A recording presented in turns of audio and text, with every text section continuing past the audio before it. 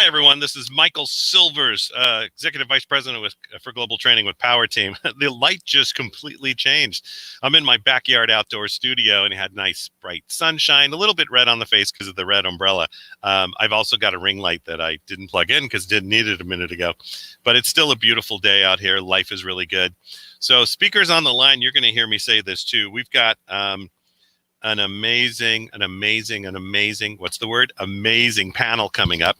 I'm going to tell you a little bit about, because it's going to take a minute for people to start getting on. I'm going to tell you a little bit about Power Team, and then we'll jump right into the panel.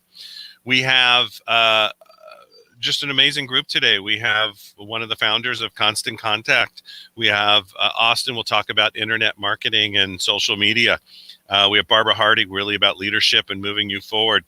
We're going to talk about one of the best games on the planet.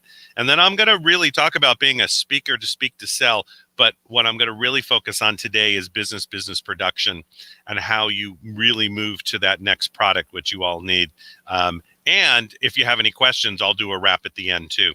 So I have no problem with that.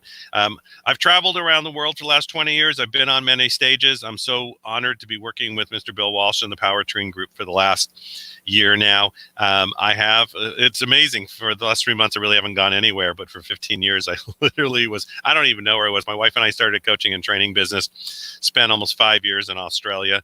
Then I worked with Harvecker for 3 years on the road. Basically, we just pounded it out and built the international coaching division. It was great. Worked with the groups with Tony Robbins. One of the other speakers here has done a lot of that too. Tony Robbins and Robert Kiyosaki, and just had a great time. Built the mastermind for them. Did that for 8 years. Built coaching and training businesses. Built online businesses. Built one of the first masterminds.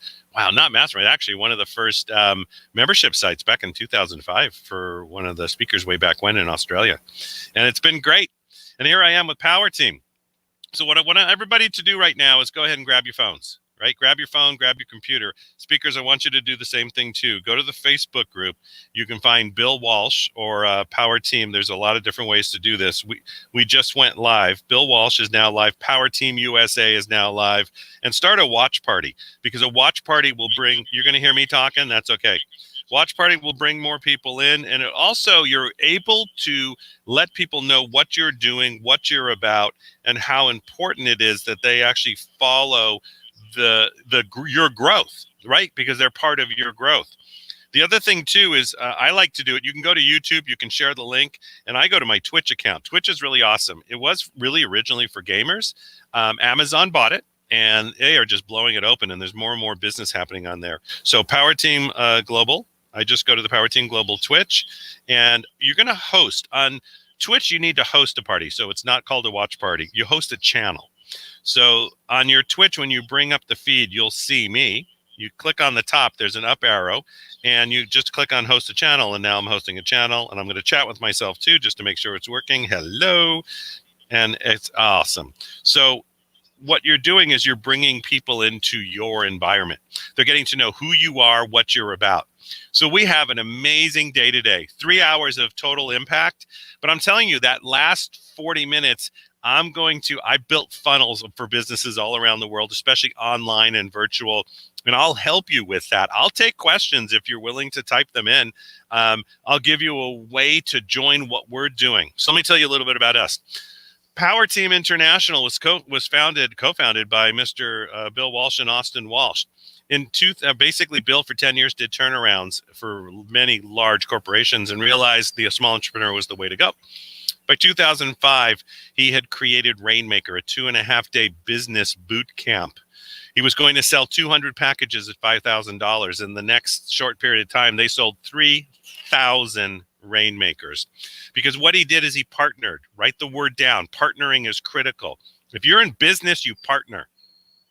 So he partnered, and he partnered with GoDaddy. He partnered a little company called GoDaddy. He partnered with Franklin Covey. And I'm also going to turn my phone off in case the team texts me through. And he also partnered with a company called The Learning Addicts, who was one of the largest promoter at that time. Well, that put him all around the world on the major stages. So by 2007, because he does come from a fund manager and a big, strong background that way, what he realized was it was critically important to have money for businesses to start up. So he created a fund. a fund for small businesses in 2007 to give them that boost to get going, and we still do it today. 2008, it created Win Global Mastermind to bring the think tank, the most amazing people around the world together. They meet in the Bahamas, they meet in Las Vegas, they meet down in Mexico, and you should be part of that. Still going today, 12 years later. 2010, he took 2 years to really look at the best speakers on the planet and created the Platinum Speaker Camp. Speak to sell in 60 days or less. Get online. Also, we'll put you on stages. How many stages? We have about 300 stages a year. We also have virtual events, obviously, as you all know. So we have about 10 hours a week virtual events. We have summits. So we're always looking for speakers and trainers who want to speak. We want people to be on the panels. We want new, interesting content, right? So if you start talking about MySpace, we love to hear the history, but let's do what's going on now. And we're looking for people to really be of service and being part of our team.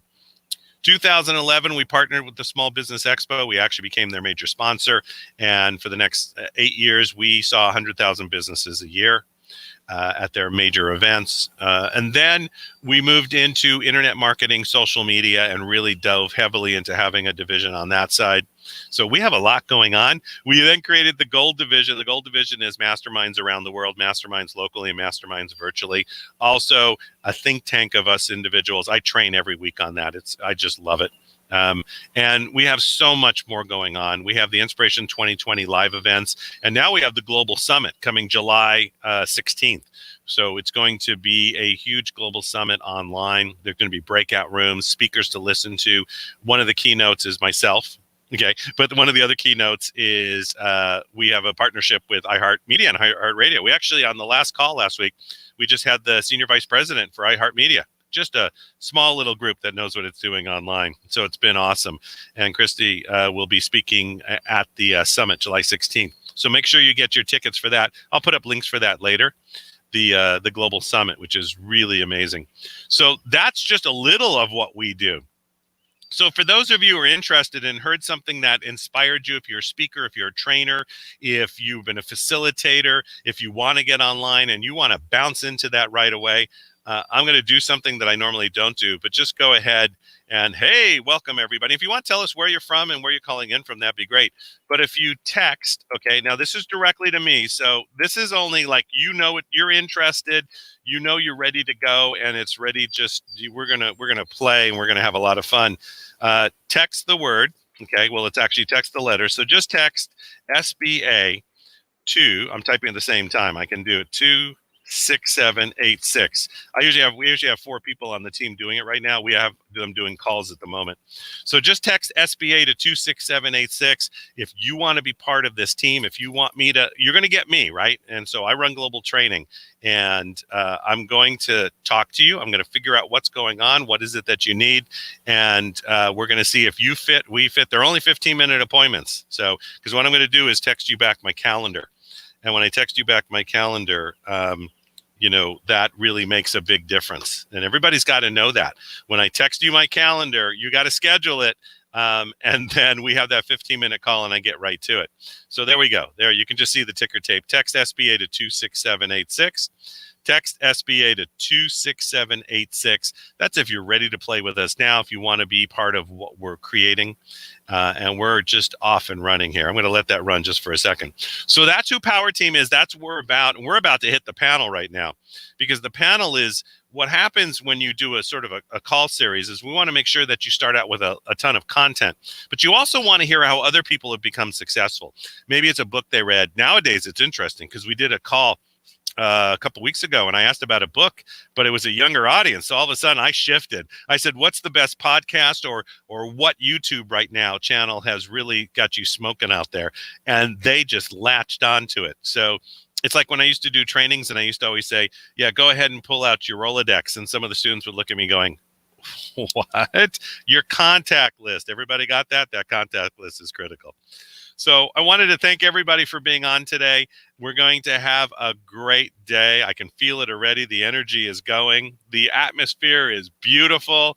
It's a beautiful half sunny day here in Seattle, but gosh, love it. The air is pure and I'm not going to complain. Look at what's behind me, right? And that's just part of what's behind me. So, all right, I'm going to turn the ticker off and we're going to get rolling. So we're going to dive into our panel, and our panelists are here they're here to just support you, and it's an amazing group. I usually don't batch the panelist names too bad, but if I do, they love me anyways, so we'll just move right past that. And they'll tell you a little bit about themselves in a second. So let's give a big round of applause to John, Priscilla, David, and Cherie. You guys are awesome. And you can give yourself applause. That's okay. It's a good thing. Here we go. It's always quiet when you bring panelists first on. So we're not too formal, because really the important part here is we're here to have fun, and we're here that the audience, because right, they're listening to us. They could be doing, let me tell you, I know what a lot of them are doing. It's walking, right? They got it on their headset, they're listening, and they're walking around their house and doing who knows what. So I'm not going to go in any particular order, but what I usually like to know is, first of all, they don't know who you are. So can you tell us a little bit about yourself, what you've done, and anything else that the audience should know? Especially because, remember, people listen to it now, but they also re-listen to the links again, and it could be a week or 2 or 3 or 4. So you're relevant as long as you make yourself relevant, and you guys are exciting, which is why we brought you on. So we're going to start with John. Awesome. Well, thank you. Well, I'm honored to be here.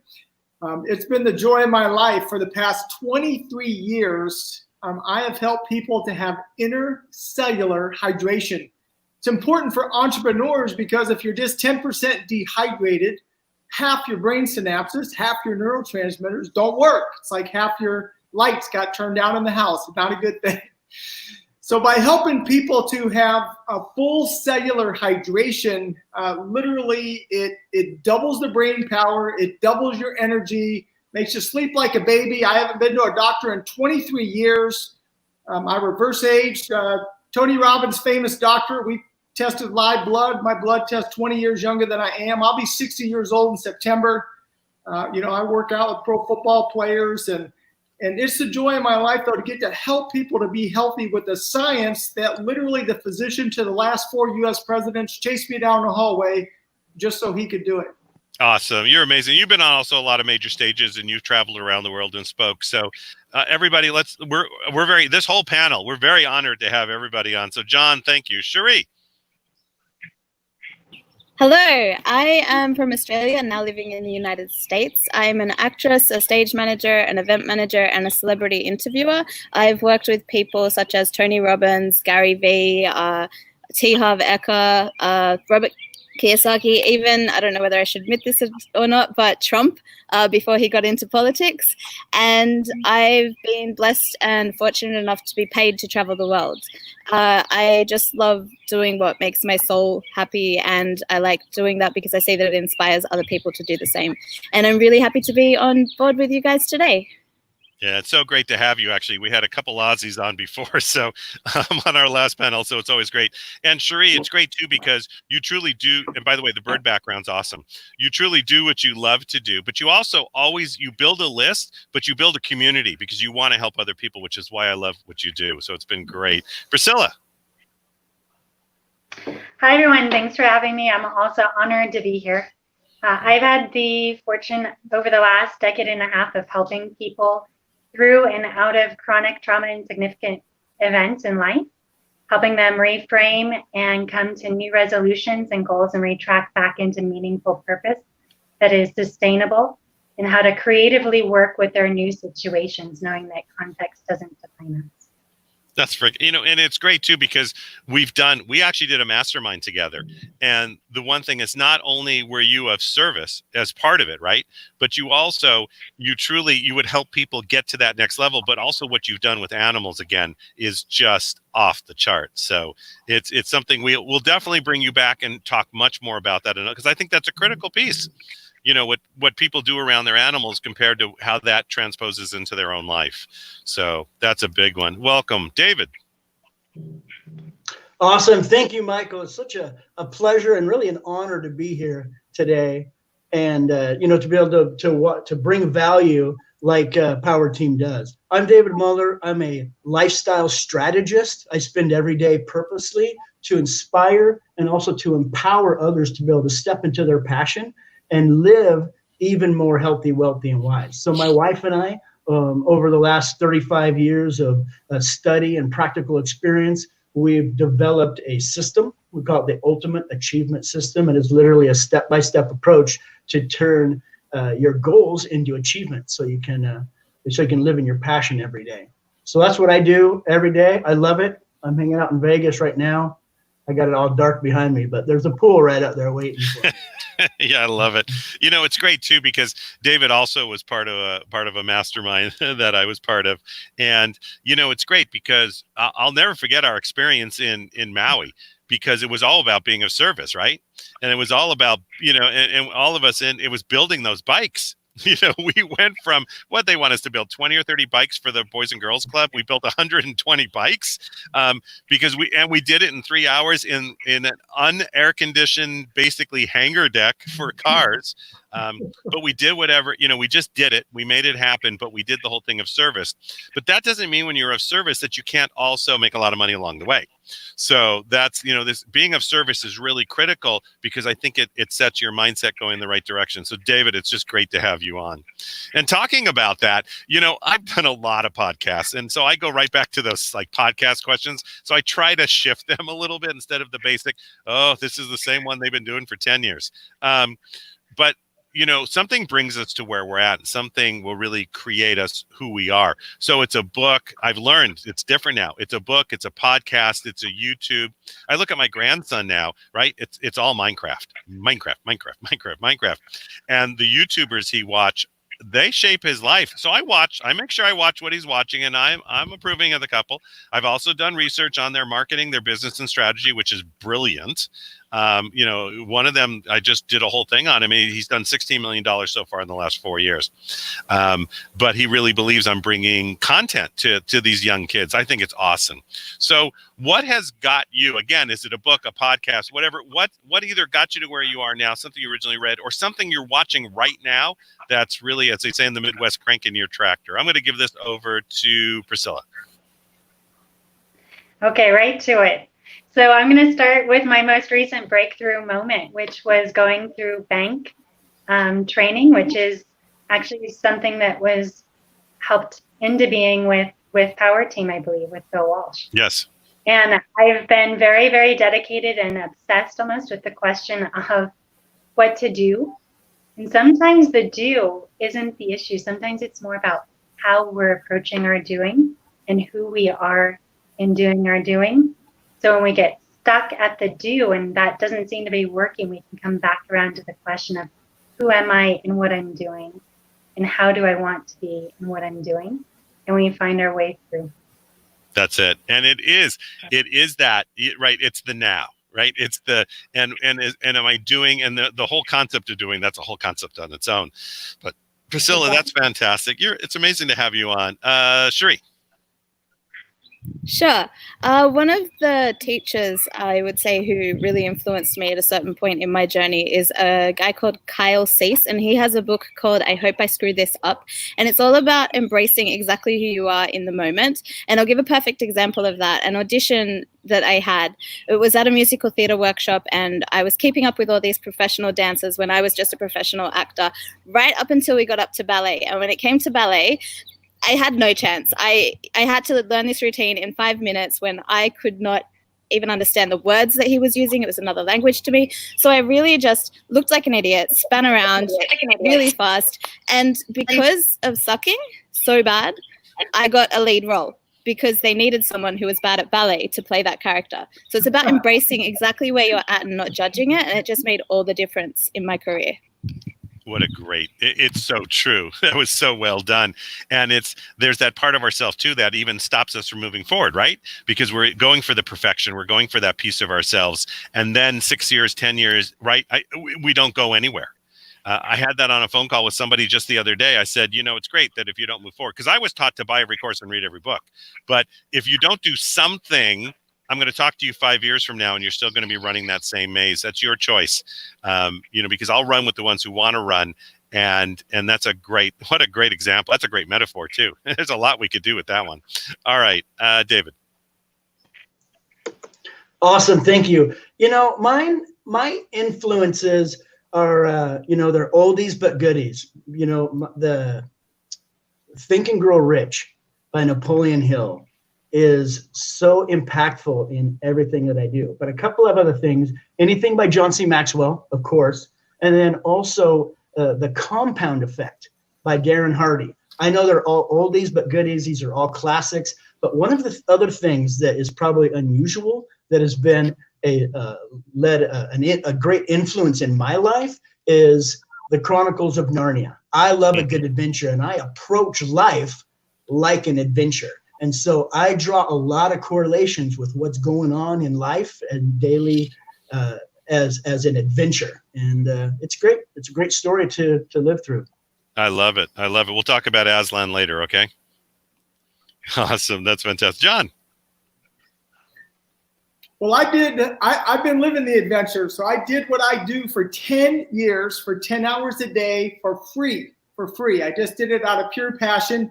And then Dave Ramsey, who has about 12 million radio listeners, Dave sat me down, knee to knee, toe to toe, pointing his finger in my face. He's like, John Jubilee, you got to go full time in health and wellness.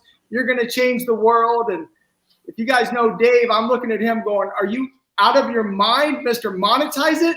You're going to tell me to leave my 20-year career? I had 42 full-time employees. And he said, yes. He said, John, this is your calling in life. You're going to change the world with what you teach and how you get these people off medication. And he said, look, I'll put my money where my mouth is. I got 500 employees. I got 12 department heads. He goes, I'm going to give you my staff for free, but you got to go do this. And that was really one of those moments in life where I felt like God was just pushing me out of the eagle's nest. And I took that leap of faith, and it's been the joy of my life to help over 50,000 people to get well. Yeah, that's fantastic, because you do take that leap of faith, right? Because how many people, it's not that they do or don't. That's not what it's about. Because, people are like, you don't want people to feel bad about where they're at. At the same time, there is that time. That's why we have coaches. And that's why I always train, right? And some of the panelists know this well, because I've talked about it over and over, but 3 coaches, 2 mentors, and a mastermind. Because sometimes, right, like Dave did, you just need somebody to kick you behind. And just look at you, right, and be honest and say, what are you doing? Why are you doing what you're doing? And now it's time to just go. It's not about what you didn't do. It's what are we going to do right now? And how are you going to make that difference? So, John, you're running into Dave, too. Let me tell you, that's a man who does not take no.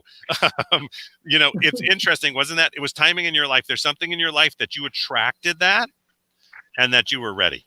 And that's what a great, and for those of you who don't know Dave Ramsey, that's a whole story for another day. It's awesome.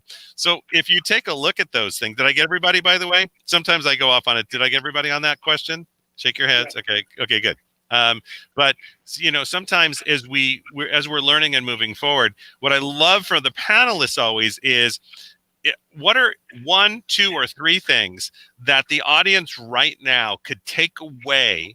Okay. And in bullet points, because remember, if it's in bullet points, then they'll remember it, but tell them to write it down. So I'm telling you all, audience, write this down.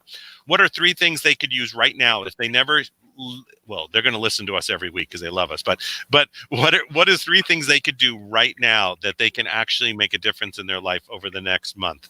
And I'll let you guys sit on that for a second. Always let the panelists sit on that for a second. All right. Fantastic. And I'll go with John. Well, here's what I would say. Every person needs to know what their hydration level is. It's the #1 health marker of your health. You've got to know what your hydration marker is. Number 2 is you have to value your health and yourself above everything else. You could build the greatest business in the world like Steve Jobs and only live half a lifetime and not even get to enjoy the fruit of all your labor if you don't value yourself and your health. And lastly, don't think just because everything you've done in the past wasn't sustainable that there's not something new and possible for you in your future to be healthy at the cellular level and to be your best you. That's it. That's fantastic. That's awesome. There you go. That was good. And just a quick question, just because I want to make sure everybody gets enough time to answer this. John, when you work with clients, I'm not talking about success rate, but once they sign on with you, it's a done deal, right? They're getting to where they need to go. Literally for the rest of their life. I have a whole I call them a family. They're not even clients. They become family members, alumni. Dr. Ron Durr, 23 years ago, one of my first clients ever. And he actually serves on my board for free. And, he speaks with me around the country. Yes, they can be in perfect health for the rest of their life and reverse anything they've had in the past. Awesome. And you have to remember, everybody listening to this, these panelists have been around the world. They've spoken. They've been on cruises. They've been on big stages. They've worked with the best of the best. They've been part of teams that are the best of the best. And they're willing to coach you. They're willing to spend time with you. And if you want to spend some time with them, all you have to do is go to ipowerteam.com/freedom, find my name, tell me in the comment section who you want to work with, and I'll connect you tomorrow. I'll even connect you today. So again, just go to ipowerteam.com/freedom. Tell me who you want to work with, and I'll connect them. Or you can text SBA to 26786. You'll connect with me directly, and I'll get you in front of 1, 2, 3, or all 4 of these amazing people. All right, fantastic. Let's go with David. Awesome. Thank you. What a great question. I have what I call the freedom formula. It's basically 5 steps to automate things so that you have the freedom to be able to do the things that you want to do. So anything you want to accomplish, the first thing, systemize everything. That's step number 1. Everything should be part of a system. The second thing is automate as much as you can. Technology is awesome, and automation is one of the greatest leverages that we have in business today. A lot of things can be automated, but not everything. Anything that can't be automated, delegate. Bring in a specialist and pay them a piece of the action so they get, have a vested interest in the success of the overall program. Number 4 is to do the fun parts yourself. Chances are you build this around something you're passionate about, so you should get to do the fun parts yourself. But most importantly, none of it is dependent on you doing any of it. But you get to do any of it that you want. And then number 5, keep your finger on the pulse and all the gears oiled. And if you have this perfectly running machine, you should be able to duplicate that or spend time doing other things. Automate, delegate, do the fun part yourself, and keep your finger on the pulse. Oh, that's amazing. It's great. And it's because how many times are we working right on or in the business? We've all heard that on and on. And the more you have automated, the more actually you can have a lifestyle. The more that you can actually go be of service and help more people. And that makes a big difference. So I just want you to see, my granddaughter just came out because she wanted me to have a good call. She's 5 years old. So she brought me her little good luck charm. That's her baby Yoda. So she just put it right next to me quietly and then just walked away. I thought that was pretty cute. All right, Cherie. I'm really big on looking after your internal world and then having your external world reflect that. So I'm always really conscious of how I'm showing up in the world. And so things that I notice make a massive difference in my life are gratitude. Absolutely be grateful for everything that you've got in your life right now and watch it magnetize more things to your life. It's like magic. It's actually like this fun game that I play, seeing what shows up when I bring more gratitude into my life. Another one is meditation. I just think it's really important to connect with yourself, or if you believe in it, your higher self, the universe, God, whatever it is that you believe in, and just give yourself some time to be intentional and to get rid of the noise in your brain. And the other thing is take a leap. I know that there's something that you want to do that you've already thought of that you know is going to make a difference in your life. And there's all these reasons, there's all these excuses, there's all these fears floating around your head that meditation will help. Just do it. Just take that leap. And then again, play a game and be curious about how things are going to show up in your life to support that. But you have to do it. And the more you do that, the more you'll realize that you can leap and things will show up. But you have to take that leap to see that that's true. Oh, it's so true. And I love the bird background. I'm telling you, if we ever do a call, that you're gonna be on my podcast, by the way, but I want that bird background. Okay. I want those birds. You'll have to replicate that. It's awesome because it's nature. It's being out there and it is doing that, Cherie. And you've done that in your life. You're living what you say. I know what you've done. You just traveled the world right before all this happened. You said you'd come to America. Here you are. I mean, everything that was what, 10 years ago when we first, and you've been around the masters, so you got that really as part of your system. So you've just done amazing. All right, Priscilla. Okay, so one is to do the 3 steps that a lot of people like to skip when they are very growth oriented, success oriented, and they want to have an impact. And they're crucial to be able to do that. One is you have to stabilize. 2, you have to heal. And 3, you have to release what you don't want to take forward with you, what you don't need to anymore. Then you're positioned to really expand, grow, and have an impact. 2, when it comes to fear, go on, Michael. No, go ahead. Okay. 2, fear, there's a lot of that right now. One of the best questions to ask around fear is, how can this energy be productive for you? So a lot of times, if fear gets the headway and it becomes a runaway horse, then you have just become potentially disempowered or unable to really be your own advocate and have your own back. So a question to bring that back around and into your space and your control is to ask, how can I use this energy productively before it becomes a runaway ball of fear? And the third and final thing is work with everything you perceive as an obstacle. So instead of coming up against the obstacle, say, if I live in a context where that obstacle, as valid as it is, no longer functions, what is my green light then? So work with it, ask how fear can be productive, and do the 3 fundamental steps that you need to be able to do to expand and have impact, and that is stabilize, heal, and clear. Awesome. All right, all of you, this was amazing. Give yourselves a round of applause. There you go. You can make noise this time. You can make noise. I wanted to thank our panelists for being on. You want to coach with them. You want to spend time with them. Just reach out. ipowerteam.com/freedom. Hit my name. Tell me who you want to talk to. You can put all 3. You can put Priscilla, Cherie, David, and John, and I'll connect you with all 3 of them. I mean, all 4 of them. Right? The brain. Right? I got Baby Yoda next to me. And they're here for you. I can tell you, they're going to be with us more because this was a brilliant panel. We're going to be doing this again. We have different panels every week. If you want to be part of one of these panels and you're a speaker and trainer and know this is for you, just text SBA to 26786. Text SBA to 26786 and we'll have a conversation. Panelists, thank you again. You guys can take yourself off mute for a moment. It's okay to make noise. I want to thank you all for being on here. Thank you for just diving in as I asked you to dive in really quickly to get this done. And again, we're always looking for great panelists to be on these. So even if any of you know somebody who'd be great to be on, just send them my way. That would be great. I want to thank you again for your time, for your patience, for getting on the line, for doing everything that you need to do and bringing the birds into our life.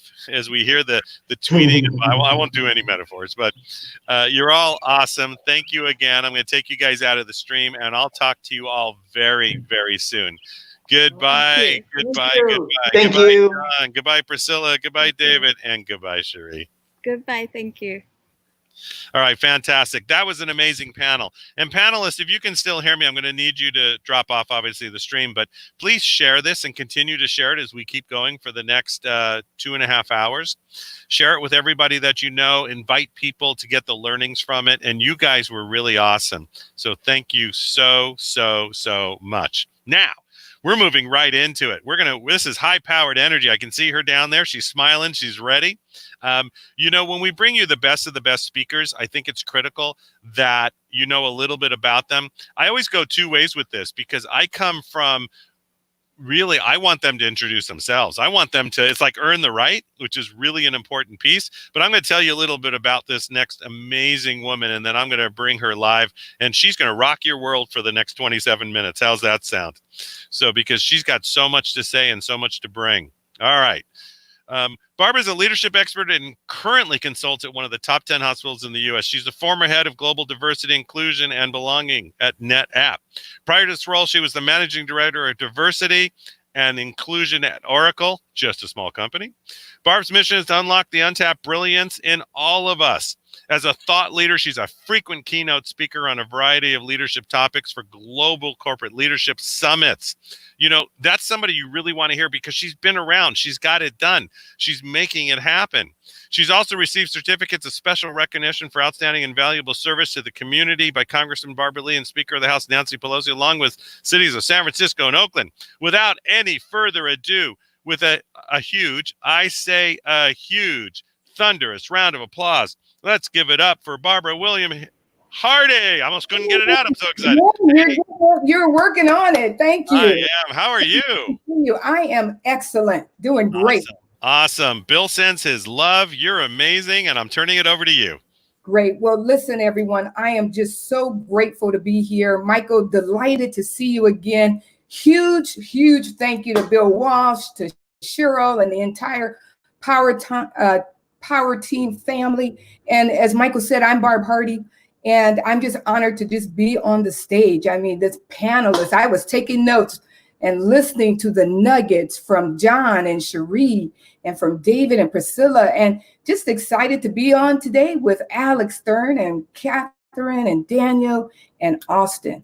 And so to our audience today, I want to thank you for joining us. I also want to just give a very great shout out to our veterans, those that are serving in the military. Thank you for your service. I have a son serving in the Air Force, and my husband is a Navy veteran. So as I said, I'm just glad to be here today. And what I want to do for the next couple of minutes is just share with you what I've learned in both my personal and professional life as an executive, as a leader, as a coach, consultant in Fortune 100 and 500 companies, as well as nonprofits. I've had the pleasure and just the delight to work with tens of thousands of 5 generations of new leaders, experienced leaders, and the opportunity to design and deliver leadership practices and programs that move the needle, that make the difference, that make companies and individuals better. And one of the principles that I've learned is that how we lead matters. Your leadership, regardless of whether you're leading people or you're working with customers, you've got clients, that you're a leader. And your leadership casts a long shadow. I mean, think about it. Leadership is really not just about who you are. There's a title, but it's really about also who you are, not just what you do. So this is what I say. Leadership is a muscle. You've got to exercise it, and not a title. The great leaders are built, not born. So how many of you would love to strengthen and elevate your leadership capabilities? How many of you think about this, want to increase your leadership toolkit? Each time and every couple of months, I'm continuously growing. And right now, it seems like every couple of days, I'm growing and adding to my leadership toolkit. And what I really want to share with you is, how do you distinguish yourself from others? And it's really our team. Our team empowers change makers, entrepreneurs, small business leaders, large businesses, to inspire their teams, their customers, to lead effectively, and together achieve even more and greater personal success. And so before I go more deep into this topic, here's what I want to share with you. And hopefully I have your permission to share a little bit of my story. I started as an individual contributor. And I loved being an individual contributor, because that meant that, everything was up to me. If I was going to succeed, it was with me. And I had lots of success collaborating, influencing others, delivering stellar results.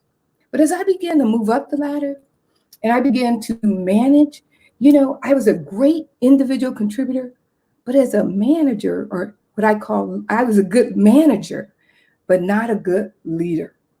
My goal was to be a great leader. And what I really found myself doing was managing. And after a couple of missteps with my team, I asked for coaching, because coaching is a great thing. I have a sponsor, coaches, even today, made a few tweaks with my style and my delivery. And I began to lead with both my head and my heart. So together, so many times we think that, it's about our head, but it's actually our heart and our head. And you know what? My big aha was that many of us think that because of our title, that makes us leaders. And the truth of the matter is that I was just a manager. And so this was a turning point for me. And what I've learned now as a leader, that I can have a passion for results and still unleash the strength and the talent of others. So think about your customers, your clients, your teams in a way that increases new ideas, new innovations, and even better outcomes. And the truth of the matter is we can all be leaders. Leadership is not static. Again, it's that muscle, but you got to exercise it. You got to practice every day. So what I want you to think about is think about the best leader you ever worked for or even worked with. Think about how they treated you. Did you feel valued? Did you feel seen? Did you feel like you could trust them? Because you know what, with me, even when I failed, I felt like they had my back. And think about how did you work for them? And you guys can chat this in. I bet that you just worked and you contributed, you gave your best, your ideas. And even if you failed, it felt like, they had your back. And so think about even today, I'm talking to you right now, but if that leader texts you, I bet you would probably respond to the text. It's okay to be honest. You probably respond to their text. Why? Because they made such an impact. And so as I talk about the shadow cast by the leader, you really do see that the shadow stays with you. And even if you think about the cost, right? What is it costing us when we can actually have greater participation and better customer relationships on that team as a leader? So think about what it might be costing you. And think about, too, the benefit, greater team and customer relationships, greater innovation, and greater contribution. So what we do is we strengthen leaders. And today, in times of disruption, listen, we've got COVID-19, police brutality, systemic racism, and you can just go ... in the midst of a digital transformation. It requires leadership. It requires us to lead in a way that we are very much self-aware and we're compassionate, that we have courage and resilience, and we're able to flex and adapt. I call it inclusive leaders. Inclusive leaders actually make a conscious choice to deliberately consider their own style, model behaviors that build better relationships, increase value. Again, they leverage the strength on their teams and they achieve even better results. They have a growth mindset. They're always learning. They're thinking about not the either or, but the both and they walk their talk. And so when I think about why that's important and the two traits that really set leaders apart, one of the traits is just being self-aware. It's being mindful. It's recognizing your shortcomings. It's recognizing any unconscious bias, your triggers. Think about how you can lead when you're tired. And many times we may not be present. And so what's important to know is that how you lead matters, and it's okay to be vulnerable if you're having a bad day, to just let people know that, I got stopped in traffic. I like to drive fast, and I have been pulled over for qualifying. And I remember that I got pulled over and I was on my next conference call, and I just shared it with the team because I wanted them to know that this had happened. So if I sounded just a little down, it was because, I got caught qualifying.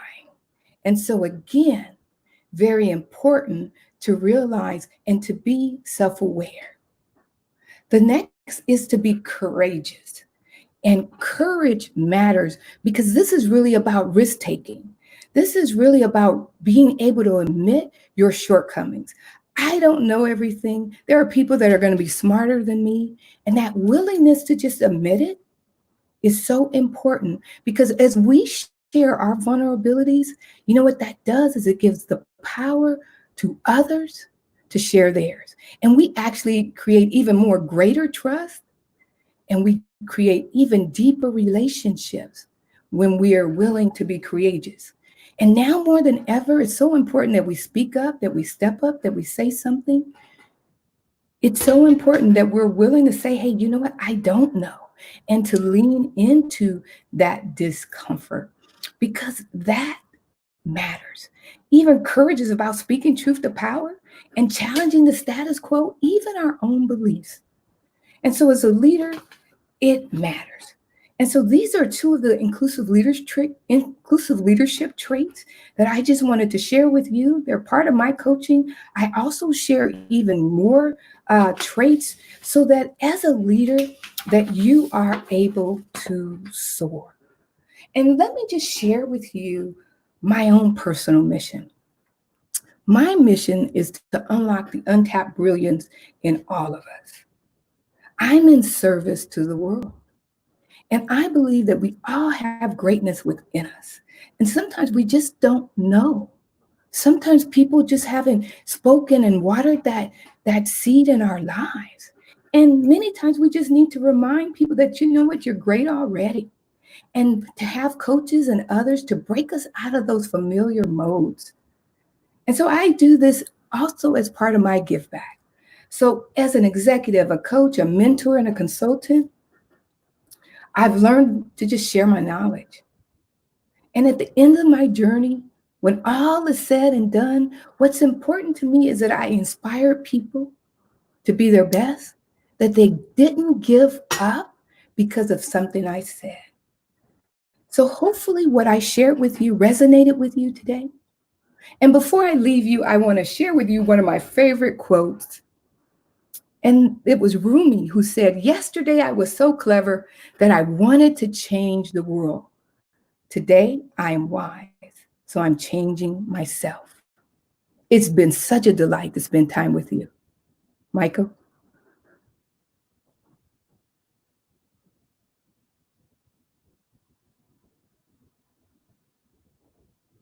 Well, here he is. Can you hear me? You. There we go. Now I can hear you. Mute. Okay. Yeah.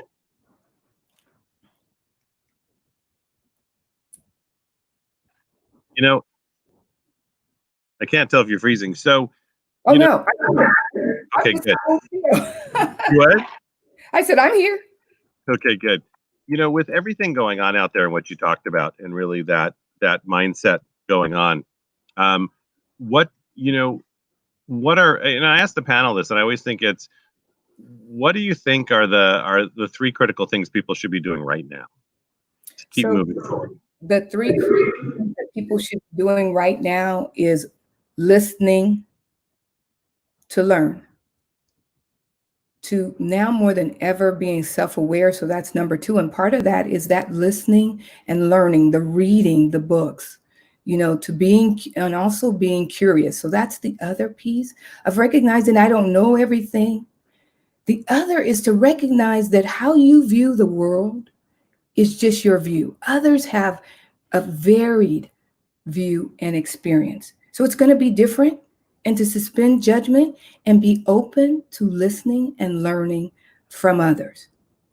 So that self-awareness, that curiosity, and that courage, even admitting that, hey, you know what, let me have a conversation with you. Mm-hmm. And many times, we talk about everything, how you doing today, but we won't necessarily talk about those things that are uncomfortable, like race. And, we'll say, well, 4th of July is coming up. What are you getting ready to do? And many times we just need to pause and say, hey, I might get this wrong, but I just really want to check in with you. And I want to know how you're doing with all this. Are you able to have the conversation?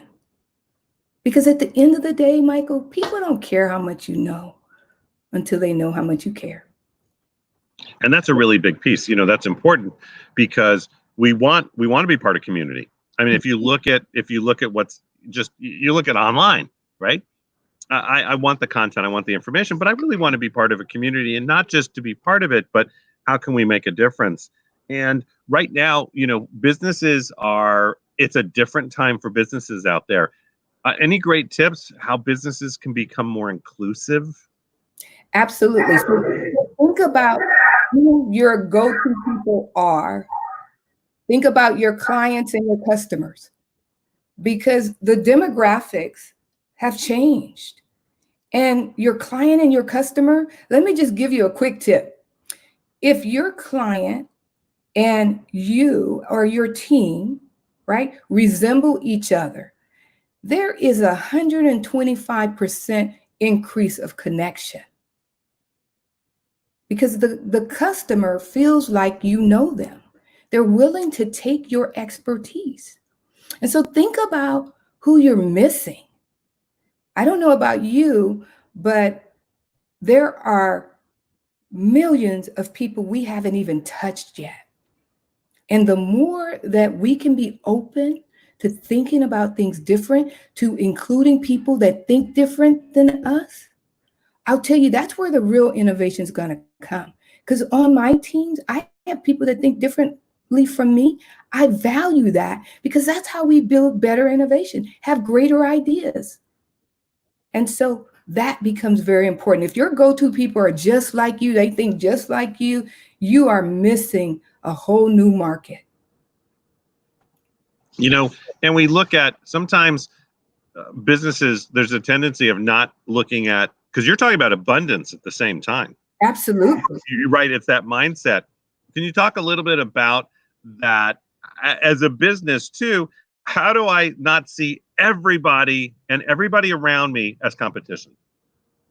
So for me, I think about what is it that's unique about you? I believe we're all masterpieces. And so if I'm leaning in and I'm leading in the way that I shared around, self-awareness and courage, these things set leaders apart. If I'm showing up and I'm under promising and over delivering, and I'm willing to meet my business and my clients where they are, that's what's going to set you apart because of the relationship. Because where do people go? People go first to the relationship. You know, I can just share this. I donated to an organization today to a catering company, right, who's having a difficult time, but they're feeding right now in COVID-19 the homeless. Well, because I know the owner and I've been at some of their events, I'm like, you know what? Absolutely, am I going to give to them because they have a need and they're making a difference. So again, when we're coming with our heart and our head, that's what's going to set us apart. Because many people are just thinking about their head. How do I get over? How do I stay in business? But it's really about the head and the heart. Yeah, and that's actually, I jumped in because it's so critical, because the other thing people look at is, all right, so if we talk inclusion and we talk about creating a community and abundance and really love for my fellow man, but there's as business people, there's that tendency, and we've all done it sometime in our life. How does that translate to money, right? There's always that part that, and so I always say be as altruistic as you can, and hopefully you're doing it for the right reason. But just last question, and then I'm going to ask how they can get in contact with you. How can we talk to business people or other business people and make them understand that it is about the bottom line, right? That it is about long-term longevity and being part of what's going on instead of going away. Can you talk about that a little bit?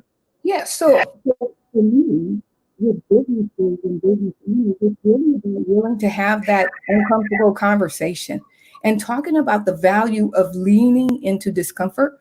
But also think about this. Most of us are not just delivering one product.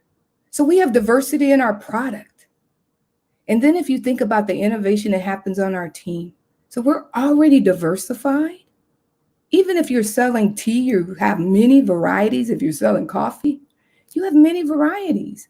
And so that translates even into your bottom line, right? Because people are coming for the variety. Well, they're also coming when they know that there are individuals that are similar to them, that look like them, that they can use with us. We can't afford to exclude anyone.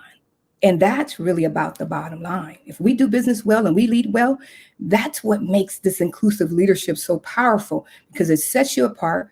And it's not just about your heart and your head. It's that people are going to want to do business with you. Your teams are going to want to succeed because they're in service and in mission with you. That was great. I was thinking, yes, right? Yeah. Because it is so true and that's how, like we talk about when we mastermind, right? We get the group again, and they have to know your why. And if they're on your why, they're on your mission together. And what you just said is everything I absolutely believe in, but you said it in a way that was just beautifully said. Barbara, if I wanted to get in touch with you, how does somebody get in touch with you? Because I think, spending some time with you, everybody out there, spending time with Barbara, would rock your world. It also would change your mindset of where you're at the moment. I think open you up to things you did not think about. How do they get in touch with you, Barbara? So they can get in touch with me through Power Team. So they can get in touch with me through Power Team. Just as you've done, Michael, with the panelists before. Hey, you know what? Get in touch with me through Power Team. Awesome. So everybody remember this. All you have to do is go to ipowerteam.com/freedom. ipowerteam.com/freedom. You will see Barbara Hardy in the drop-down menu list. And what that will do is that will give you a form to fill out. She'll get the information. And, Barbara, you will take them to that, really, whatever that next level is. And I think that's the critical piece of, I'm here, I need to go here. And I've got to realize it's about abundance, it's about being inclusive. It's about becoming a true leader, right? Yes. Because yes. Does a true leader create inclusivity? You have to. I love it. I want to thank you so much for being on today. It's always a pleasure. You got a great smile, but you've got that message. You've got that message that I think impacts people, impacts them to show them that there's another place to go. And when a world needs to heal, we need to do it together. Because again, right, if we're individuals, then we'll always be individuals. And a lot of us are home right now. A lot of us are working from home, and this becomes our community to work together to create that new message. Any last words before I let you go? What I just want to share with you is that together we can achieve more. So don't do it alone. Even during this time, just as we're on creating community, you have a community that is ready, waiting, and available to you. And we can soar together. So, Michael, it's always a delight, an honor to be with you today. Oh, you've been amazing. I'm giving you just thank you so much. And they're giving you applause out there. I know you can't hear it, but it was great to have you on. And I thank you so much for spending your time with us. You're welcome. Have a great day. Thank you. It's amazing that, oops, hold on. There we go. We're both clicking buttons.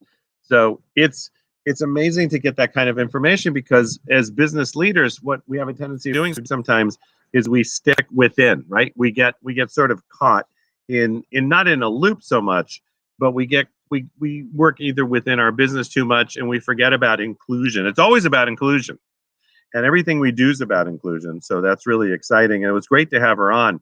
And if you'd like to connect with Barb again, you can see the ticker. It's the ticker tape. Isn't that great? We got it. I don't know. I like that. I could put it up static, but just go to it. For somebody who looks at squirrels, it gets distracting as it is. But you can go to ipowerteam.com/freedom. ipowerteam.com/freedom. So we're going to get ready in a moment, and I'm going to bring our CEO on, and then he's going to bring on this next incredible speaker. It's funny. We talked about this last week, but I think we decided with the team I worked with, over the last 20 years, 5,000 of these, 5,000 webinars, podcast hours. So I'm only halfway there, right? We go back to Malcolm Gladwell. But I love what I do. And as much as I've done this, for all of you who are excited to be part of something like this, we're here for you, because we have the events, 300 events, right? We have the virtual suite every single week. And I run the global training. So connect with us. You can do it to the ipowerteam.com/freedom or the SBA, text SBA. But we want you to be part of what we're building. But realize that even I sometimes stumble on my words. We are human beings in a human world doing the best we can, as long as we're of service at every moment to others out there. And that's a critical piece. And the next gentleman that I'm about to bring up, part of that is to be of service, because I knew him for probably close to 8 years. And in that 8 years, not only did when I called and said, actually, I need a speaker in Maui, can you come fly out to this high level mastermind? He was there like literally the next day, but he's taken this company to a worldwide presence. He's helped more speakers than I know of not only get on stage, but now turn virtual. And he's rocked and changed the world. Without any further ado, I'm going to turn it over to our CEO and founder of Power Team, Mr. Bill Walsh. What's up, brother? Hey, just great to see you. How you doing, buddy? Really good. It's a good day. Great job with Barbara. She's just such an all-star. People don't. She's so humble. She works for major universities. She works for the government. She works for big companies, and she's so down to earth. So just love to have her message on inclusion and leadership and everyone getting better, being better. That's the big secret. So I just think that, when you have all these opportunities, everybody, you got to really pay attention. And I've got a very special guest on coming up next that I want you to really take a lot of notes from. He's an individual that didn't come from a whole lot, but built a $1 billion plus business that sold for $1 billion plus, not just did $1 billion, but sold for more than $1 billion. And more importantly, he's just a great guy. It's rare to meet people that walk the walk, always show up, always adding value, no matter what it takes. Good times or bad, he's always there. And that's how you identify a good friend, right? It's not the ones that show up during the great times, because everyone does that. But it's really about, really being around when things aren't so great. And I can tell you that this individual is that type of person. He's someone you want to run side by side with in business and life, and someone I've got a lot of respect for. So let me bring on my good friend, Mr. Alex Stern. Hey, how are you doing, Bill? I'm great, brother. How are you? Doing all right. Now, where are you coming in from today? What part of the world are you in? I'm in Boston, Massachusetts. Oh, nice. So you're home. I am. Well, that's a blessing. Good to hear that. Yeah, and I'm not doing much travel these days, but it's good to be here. No, I imagine most of the travel now is virtual. It's through these terminals that we travel so much. Yeah, exactly. So maybe start out and just share with a number of our listeners on from around the world just a bit of your story. Who is Alex Stern? How did you get to where you're at? And, what's a bit of your story? I'd love to hear some of that.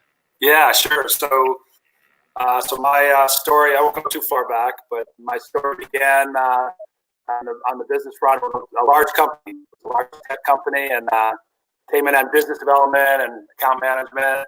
And somebody about 8 levels above me was jumping over to a startup and said, "You want to come? I'd love for you to come with me." And I was sort of hesitant. I had a big book of business and then the startup opportunity that had a lot of risk to it. So I didn't go initially. I closed a bit of that business. And I said, I'm going to take them up on that offer. So I jumped over, and 5 years and a day later, we went public, and I was heading up American sales and marketing. I held this piece of paper up, and I'm like, this is worth what? So I got the taste of what it's like to have an IPO. And I said, I want to do that again. So I kept going smaller and smaller and smaller, and down to the one that most people know is Constant Contact. But there were 8 startups and 5 exits, 2 IPOs, 3 acquisitions so far. Knock on some wood here. But Constant Contact being the one, there were 3 of us in an attic, and we had 2 folks who were original technical founder, software architect, and I was on the go-to-market and the business side.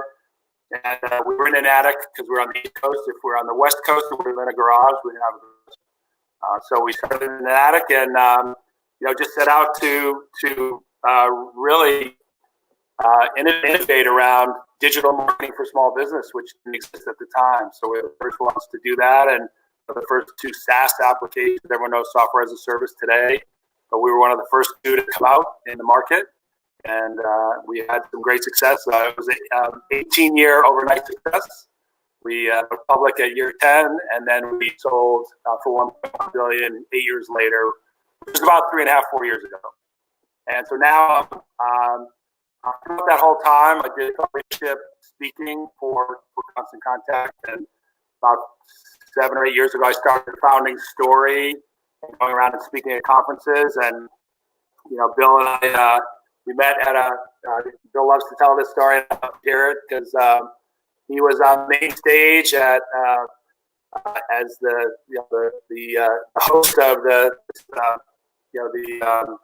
Small Business Expo that was here in Boston, and it running all the education and the main stage and all the panels. And I had a friend that was starting a business, and I had spoken on that part of Bill's involvement years and years ago. And I was interested because there were so many great speakers that were coming. I didn't know the connection at the time, but that he'd be filling those stages with some amazing speakers. And I said to my friend, we should go. Let's go to the Small Business Expo. You can learn a lot. He's asking me everything, and I thought, let's go hear some experts in different areas, so I don't have to be his expert all the time. So we went. At the end of the day, I said, let's go to the main stage and see what's up with that. And so Bill was up on stage, and he was speaking.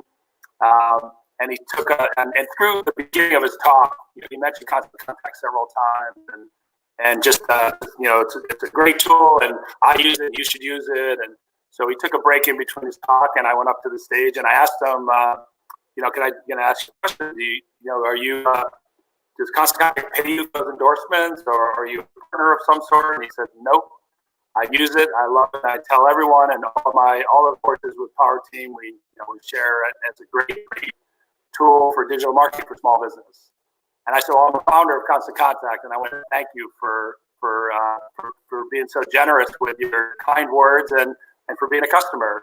And then mayhem ensued, where Bill said, "Got back on the mic and said, everyone, I told you all about Constant Contact, how much you love them.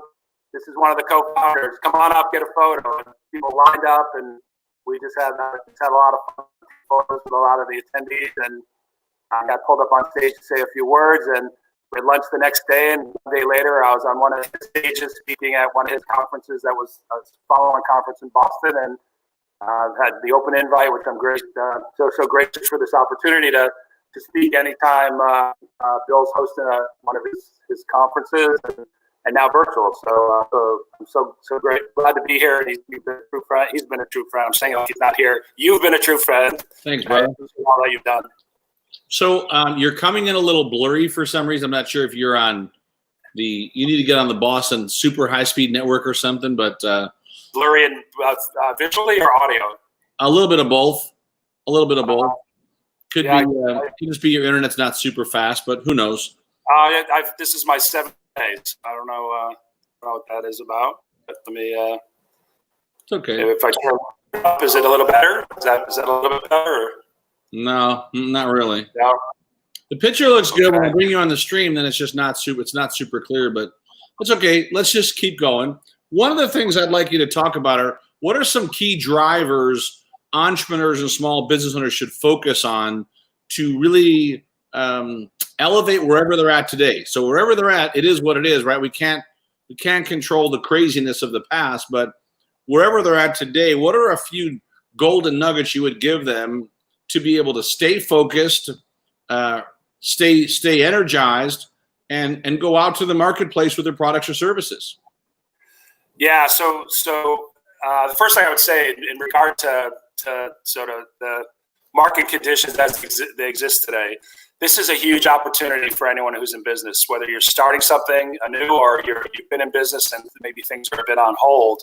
As they say, this is the time to work on your business, not in your business. And so the fact that you're not caught up in the day-to-day kind of hamster wheel of the tactics of your business, you can really step back and look at it strategically. And I've been working with hundreds and hundreds of startups and small businesses during this time.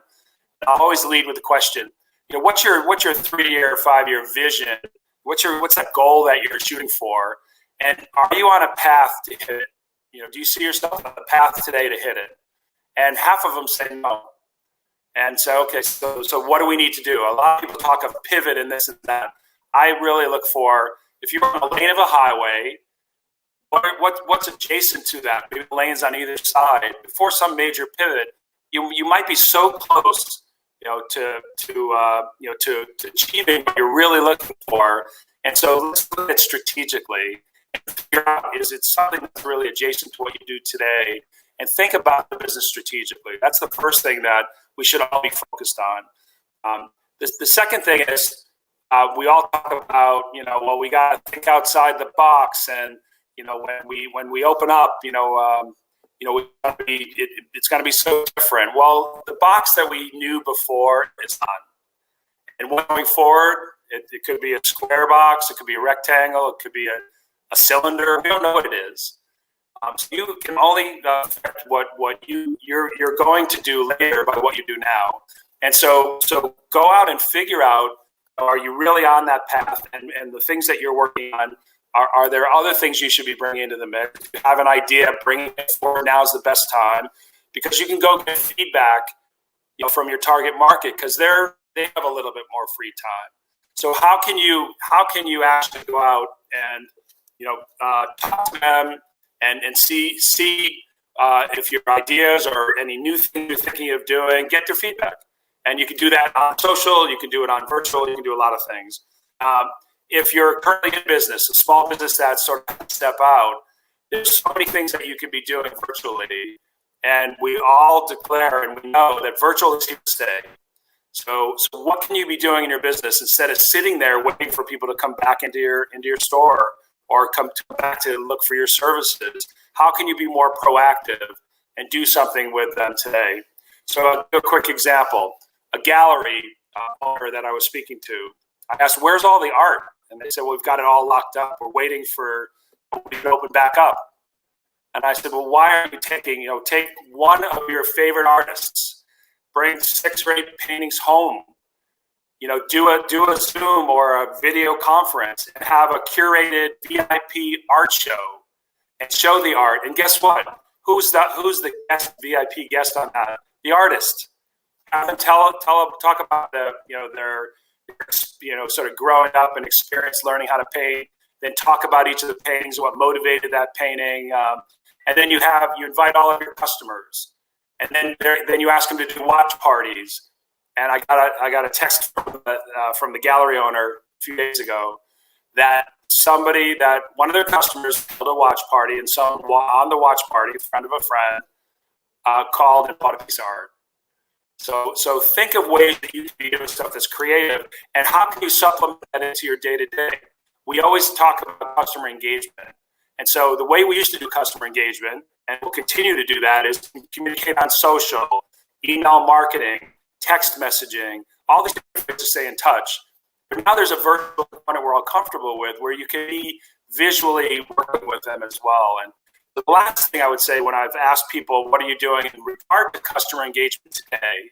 I got a lot of the same answers around, well, I'm going to wait, because there's really not much to say because we're not open yet. We don't know when we're going to open. A lot of unknowns. This is now more than ever, you need to be communicating with your customers today and often, because you want to keep them engaged. You want to nurture them. You want your best prospect is your current customer. And if you're not communicating with them, by the time you're going to open up, they may be gone. So think about communicating with them today. Do some fun things virtually. Engage with them more. And through all of that engagement, they're going to share these things that you're doing with them, like the watch parties for that gallery, and do as much as you can to keep engaged with your current customers, because they're your best prospect. And what do you do every day? This is a question I get across the board, and I love to ask some of the experts that, is that what do you do every day yourself to stay focused? How do you stay on your trajectory? People always, they think it's easy. Well, gosh, Alex made all this money and it's all, he doesn't have to do anything, worry about anything, right? But that's not always the case, What is it that you do to stay, on your vision, on your mission? What are the things that I guess what I'm looking for are some of the habits. What are the habits that you kind of like a daily method of operation for Alec? What does it look like in a typical day for you? I wake up and what does a day look like for a rock star like yourself? Because people always want to know these things, right? Sure. Well, so I'm one to keep real busy. So when I wake up, I almost feel there's a treadmill running next to me. I step out of bed and I step onto the treadmill. I do find time to for myself. Usually first thing in the morning, I put the dishes away. It's my think time. Kind of, my most creative juices are flowing very early or very late. So I take advantage of the morning. So I'll I'll just focus on it. A lot of my ideas have come, from that early time. I've got an innovation think tank where we've spun up 3 new companies. So I'm doing check-ins and things, kind of try to do that, early in the day as well. I'm averaging on probably 3 to 4 interviews, podcasts, or summits and things like this on a daily basis. So I'm scheduling those in and filling my time there. But I think I just wrote an article for magazine, and it's something around the subject matter of, which is a habit. We're all social distancing, physical distancing. Now it's time to long distance, so long distancing. And so what that's all about is that we have a sphere of influence and our closest folks that we spend time with. And so long distancing is really kind of going back into your past, going back into your phone, and reconnecting with people that you have in your past, right? So you've done business with them before, they've invested with you before, or in you, they've partnered with you, they were customers, coaches, mentors, whatever it may be. And so I've been reaching back out. I made a habit to reach out to 2 to 3 people a day, and reconnect, be with value, ask about what they're doing, and can you be of service and help them in any way? And it usually circles right back to them asking, what could they do for you? And I've had some things that I could use some help with. And so it's usually within 2 degrees of separation of those people that they're more than willing to help for me or for someone else that I'm working with who needs something. So I think we should just a practice for the last 3 months, I've literally done 2 or 3 a day. And I've had some amazing breakthrough opportunities with folks that have been in my past that I just lost contact with. And, it's like they always say, like, your good friends are like stars. You look up and you see them, every day, and they're there, but you may not talk to them. Well, pull a star down and talk to it, and I've been doing that as one of my key habits that I've changed, from what, how I was operating before with just keeping a sort of close-knit sphere of influence, if you will. So that one's really key. So making sure you have innovation time, think time, be creative, and carve out time for that. Unplug to be innovative, and it doesn't have to be scheduled. It's like you can't put in your calendar from 2 to 3 o'clock. I'll be innovative. Like when it hits, you have to stop everything and let it go. And get the juices going, take notes and write it down. And then, get back out to your past and communicate with your past as much as you can. And what would you say, Alec, if someone said to you,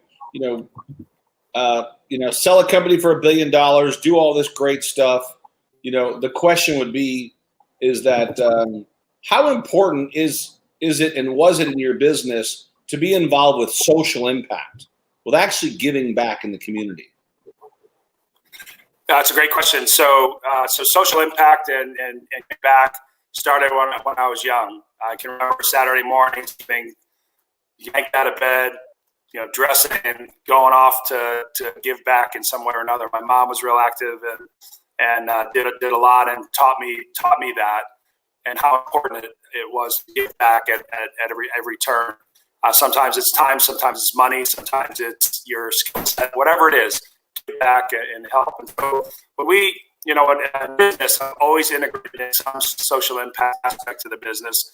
Constant Contact, we had a Cares for Kids program, and any nonprofit that had something that was kid related, they got a free account for life. And, there were all kinds of things that we did in terms of giving back. We also had a social impact for the employees. So every employee can adopt a small business of any type, and most were denominational churches or nonprofits, or as opposed to other small businesses, it was nonprofits. So they could donate an account and just empower them with their knowledge of our tools and services. We also had a matching program, right? So if you donated, it was up to $500 a year to a nonprofit, Constant Contact would match it, so that became $1,000 for the nonprofit. We also had dollars for doers. So if you worked volunteer 25 hours in a nonprofit and they signed a form that said, you put that time in, then Constant Contact would check for $250. So it was always very important. And there's more to it. Like every nonprofit got special discounts. It sort of went on from there. So that was always important. I've also been very active in Give Back. One of the things I love doing the most is do a lot of inner city kind of urban innovation, working with small businesses and startups in the inner city.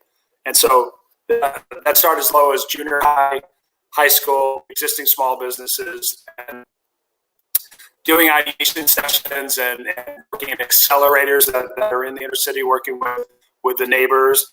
And so that has been the most moving experience for me, because I talk to kids that are in high school that I had a choice. I could join a gang, I could steal something, potentially turn to drugs or be in jail like many of my relatives.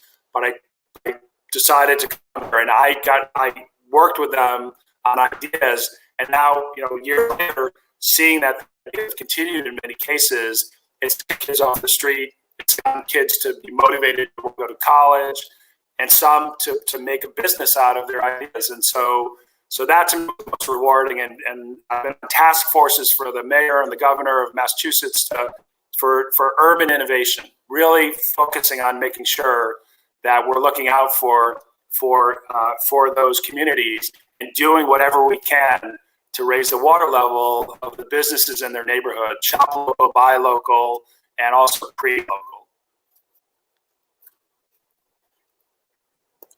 So with all this work that you've done, I got a couple more questions for you, and we'll let you run for the night. But one of the big ones is when you went through some of your toughest times, right? Yeah. Could be personal, could be business. I don't really care what the situation was. It's more along the lines of that, how did you break through that? So once again, don't care what the situation was, but during the toughest of times, how did you break through, and what was the, I guess, the inner strength, or where did the inner strength come from to go through that? Because we know that most entrepreneurs fail right at the precipice of right at the edge of success, and they quit right before the finish line, right? But as a startup person, that tons of struggles, things aren't perfect, personal life is not always perfect, right? That's the life of the entrepreneur. But what are some tips you would give our listeners today to really stay on, and go through all those challenges to have that big success? Sure. Yeah, that's I love the question. And I've been through a lot of life, and in fact, Bill, you've been there as a support and sending amazing gift basket when I was down and out from a cancer bout and some complications post surgery, and amazing support friend through some of those. I've had many. They started when I was young, but when you think about life and also business, most startups fail when they're at a stuck point, or they have an obstacle or something that they just feel has overwhelmed them, and they want to throw in the towel and quit.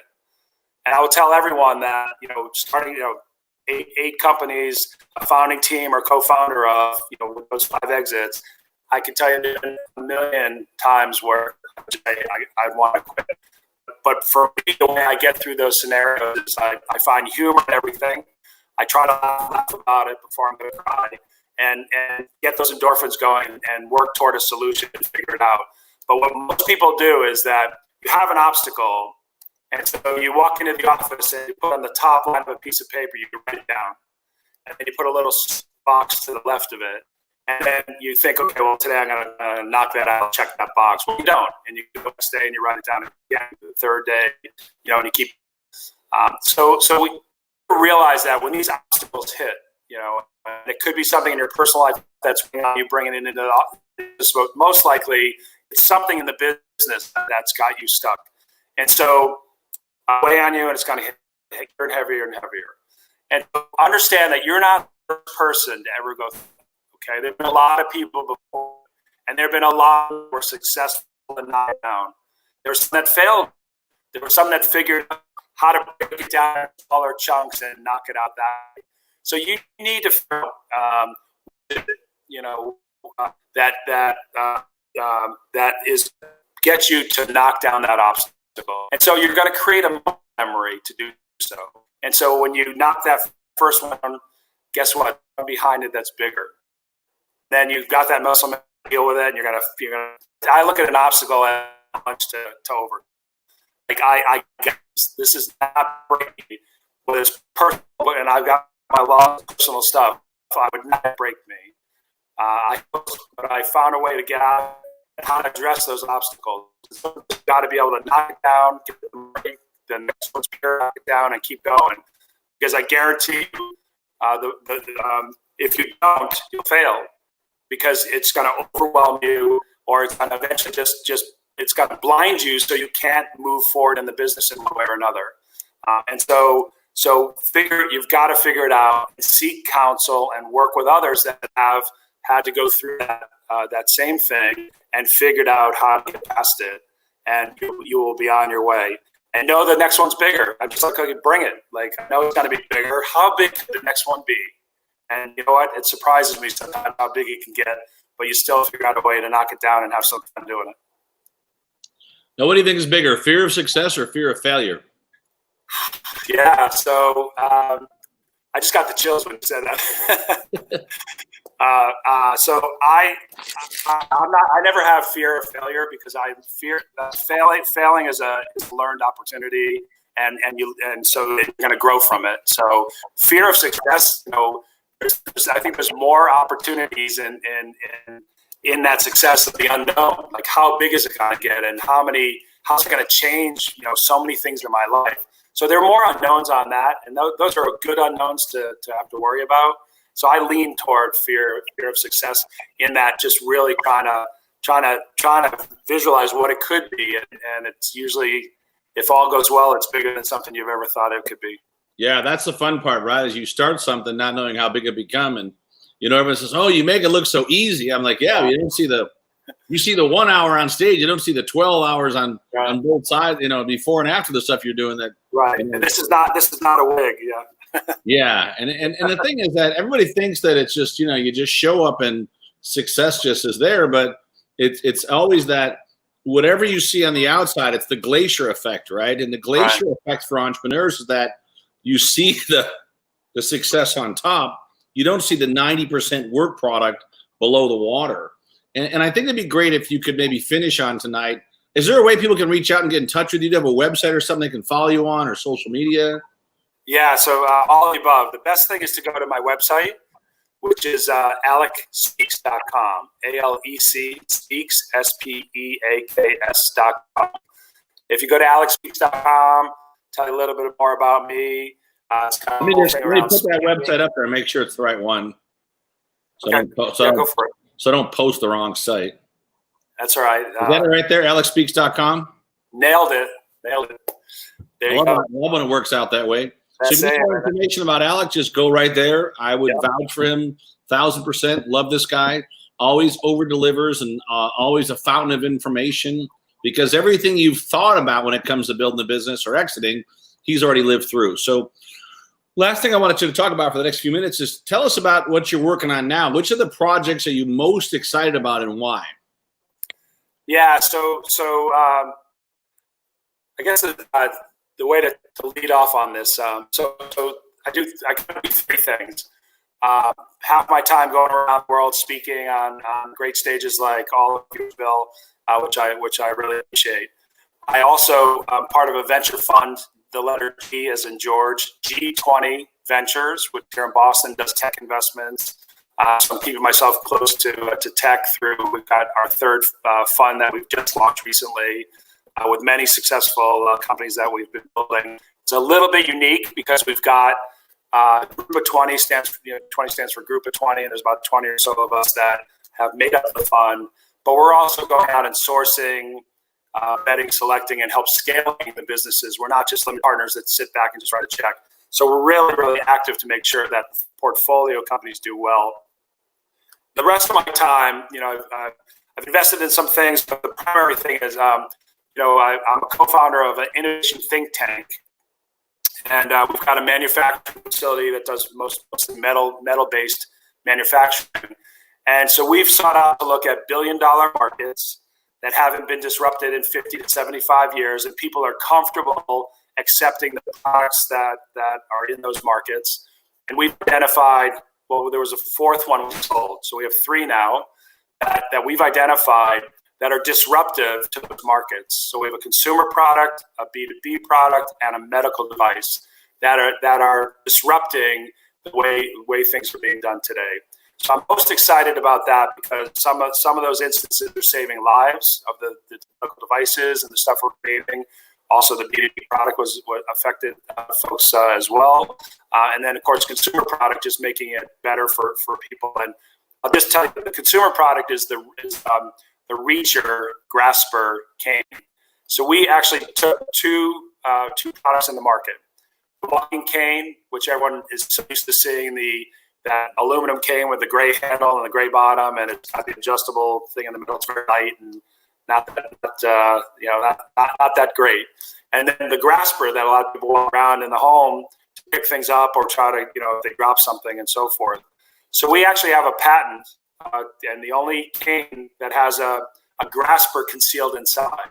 And then with it, you just move the shaft in the middle and a Grasper pops out. You've got a handle. You can pick up items off of shelves in the store and so on. So you have a Grasper with you wherever you go. So you get your independence, your mobility, and convenience to not have to ask someone in a supermarket on every shelf. Ask folks that are older and couldn't get to shelves, folks that are in wheelchairs that couldn't get to the stuff on the bottom. The cane can actually, the Grasper can pick those things up for you.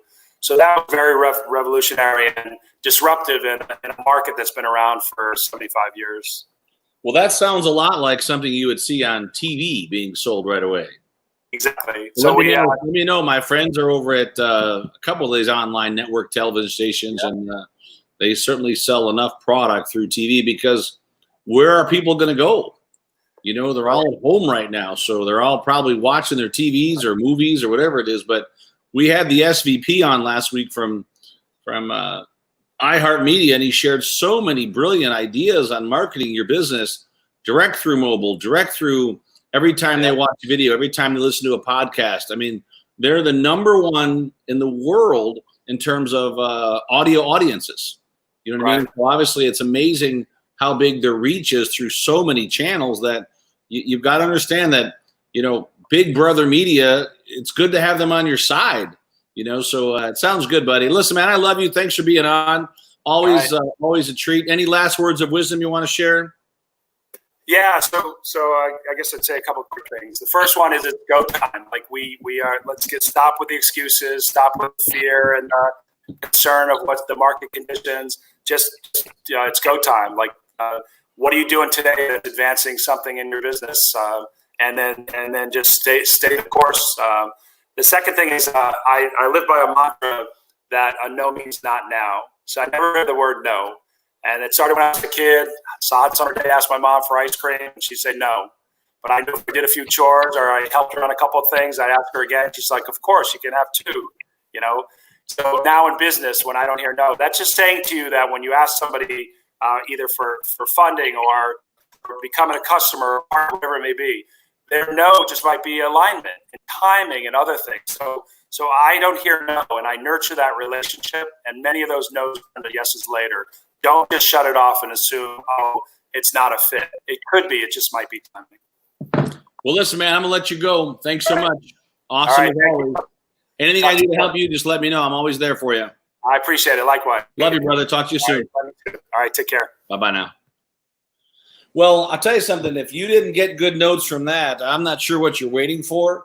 I'm home today in outside of Chicago, Illinois, and I thought I would just share with you a couple of quick tips before I bring Michael back on. But these are things that will help you stay ahead of the curve. So I just want you to really write down and actually draw a little curve today. I know this sounds kind of crazy. And well, what kind of curve are you talking about, right? And I want to tell you that if you'll just put this on your sheet of paper just like this, right? And obviously, I want you to focus on if this is today down here at the bottom, I want you to focus on what it looks like when you're up here. See, because if all you do is focus on where you're at, this I'm going to promise you, you're going to stay exactly where you're at. if you like to bitch and moan and whine and complain, and it's always somebody else's fault and the world's not perfect, I don't have all the answers. Let me tell you something. That's reality. The reality is that, and I just put this in a little post down here, that it's never perfect. You know, so with it's never perfect, I want you to realize that that's what entrepreneurs deal with. That's what you just heard from Alec, that it wasn't perfect. It was 3 guys and an addict. They didn't have all the money. They didn't have all the answers. They didn't know where the company was going to go. They brought on great people and stepped away from some leadership roles because they knew that may not be the best use of their time. But as you start to think about where you're at today, whatever today looks like for you, make a list of everything you have where you're at today when it comes to your business. I'm not a life coach. I'm not going to make you feel good, but I'll give you some good business tips to help you get from where you're at today to where you know you're supposed to be in the next 12 to 24 months. There's no magic elixir. There's no like, oh, just sprinkle this dust or just push this button. How about you got to go to work? You know, it takes a dedicated effort to get to where you're going to be. But the word I want you to write down tonight, and most people in their whole life of business never get to this one word. And if you think you know the word, you can type it out down there. But I'm going to give you this word real quick, because if you can understand the power of this one word, just this one word will change the entire dynamic of your business. You're like, what is that? What word could change the entire dynamic of my business? Well, let me give you the word really quick. The word is momentum. And if you're going to look at any business that's ever had any kind of growth at all, it focused on that one word, momentum. And I share that with you tonight because I'd like you to visualize what momentum looks like for you. What would it mean to be able to spike your current sales? What would it mean to spike your leads? What would it mean to make your communications that much better? What would it look like to, if you've served 100 clients last year, what would it look like to serve 1,000 clients in the next 12 months? And I understand that everything has changed, and it's changed for us too, right? We went from being a live event company with 40 live events a month, and we're at a hotel back in March doing one of our Rainmaker Summits, our business incubator course, which by the next one's coming up July. I think it's 24 to 26 in Vegas. You definitely want to be there if you're an entrepreneur. But we sat in a hotel, and I watched the hotel occupancy back in March go from 94% to 15 in one night.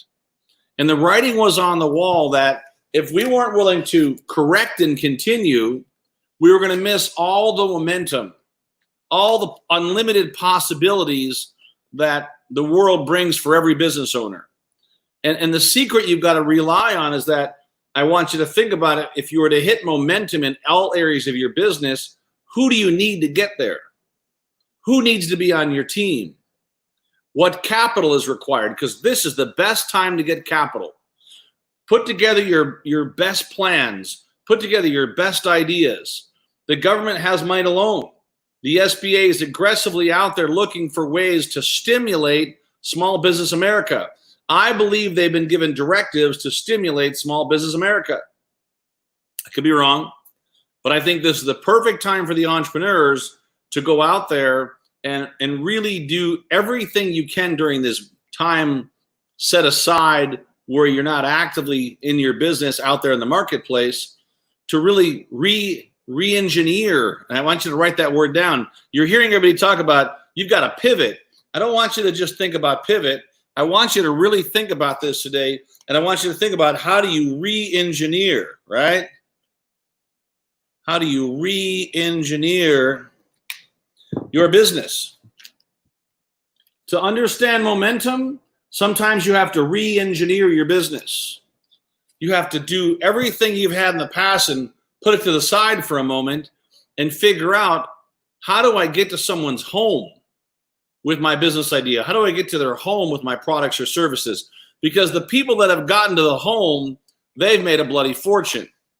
Whether it's Target stock or Amazon, or they're changing the marketplace. Look at this company, Tesla. I know maybe the owner's a little out there. Maybe he likes to smoke weed and have fun, do whatever he does. But he still has a $220 billion market cap. You could take most of the other auto companies, put them all together, and they still are not as big as the Tesla organization. But I wanted to share with you this tonight, that begin to think right now, how do you re-engineer the whole process so you have the best chance to win? And a big part of that, just so you understand it, right, is you got to work backwards. And you heard Alec talk about, right, is that to really understand how to move into momentum, you have to put these things together called vision and mission. I know I'm kind of over here on the side hiding, but to understand this, right, the vision and the mission have to be something so big that they scare you. He talked about the why, right? So bring the why into the mix, but understand the word of the day and the word of this year is that you're going to have to move back into momentum to really have the second half of the year be some of your best months ever. And I'm not saying that's easy. But what I'm saying is if you can re-engineer, have a bigger vision and mission that's even more clear for you, it allows you to take everything from that process and put it into a daily method of operation. And that's where the magic's at. The magic is understanding that if it was easy, everybody would do it. If it was simple, everybody would do it. It's tough. It's not easy to build a wildly successful business. But I'm telling you today, this is the best time to re-engineer your momentum and really redefine your vision and your mission to win in every area of your life. So if this, what I've just talked about, resonates with you, and there's a way that we could work together, I would recommend just text the word success. It's really simple. Take out your phone, text success. I know you get a lot of these things during the day, and you probably get messages back from us, right, to 26786 from your cell phone. But I will look at some of the ones that come in tonight, and I will reach back out to you in 24 to 48 hours to figure out if there's some ways that we can re-engineer to help you with your business to find the momentum you're looking for and play at a much bigger level. So with that, I hope this was super helpful for you. I'm going to bring our next guest on because he's an absolute superstar when it comes to building your marketing, to understanding marketing funnels, to understand how to take the idea and generate more leads with it. And more importantly, he really understands why people buy. He understands the psychology and the communication process to really lock in systems and programs for your company to make it a whole lot easier for you. Hey, Tom, thanks so much, and thanks for being on today. But I want you to understand also that when you listen to our next speaker, you might think that he's young, but he's been doing this for more than a decade.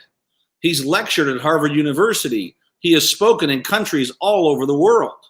He has served thousands and thousands of clients with his service, and he's been on conference calls and webinars and telesummits, probably now to more than 500,000 or 1 million people over the last 10 plus years of his life. And I'm sure you'll take a lot of great notes. So get really focused. He's going to spend about 20 minutes with you.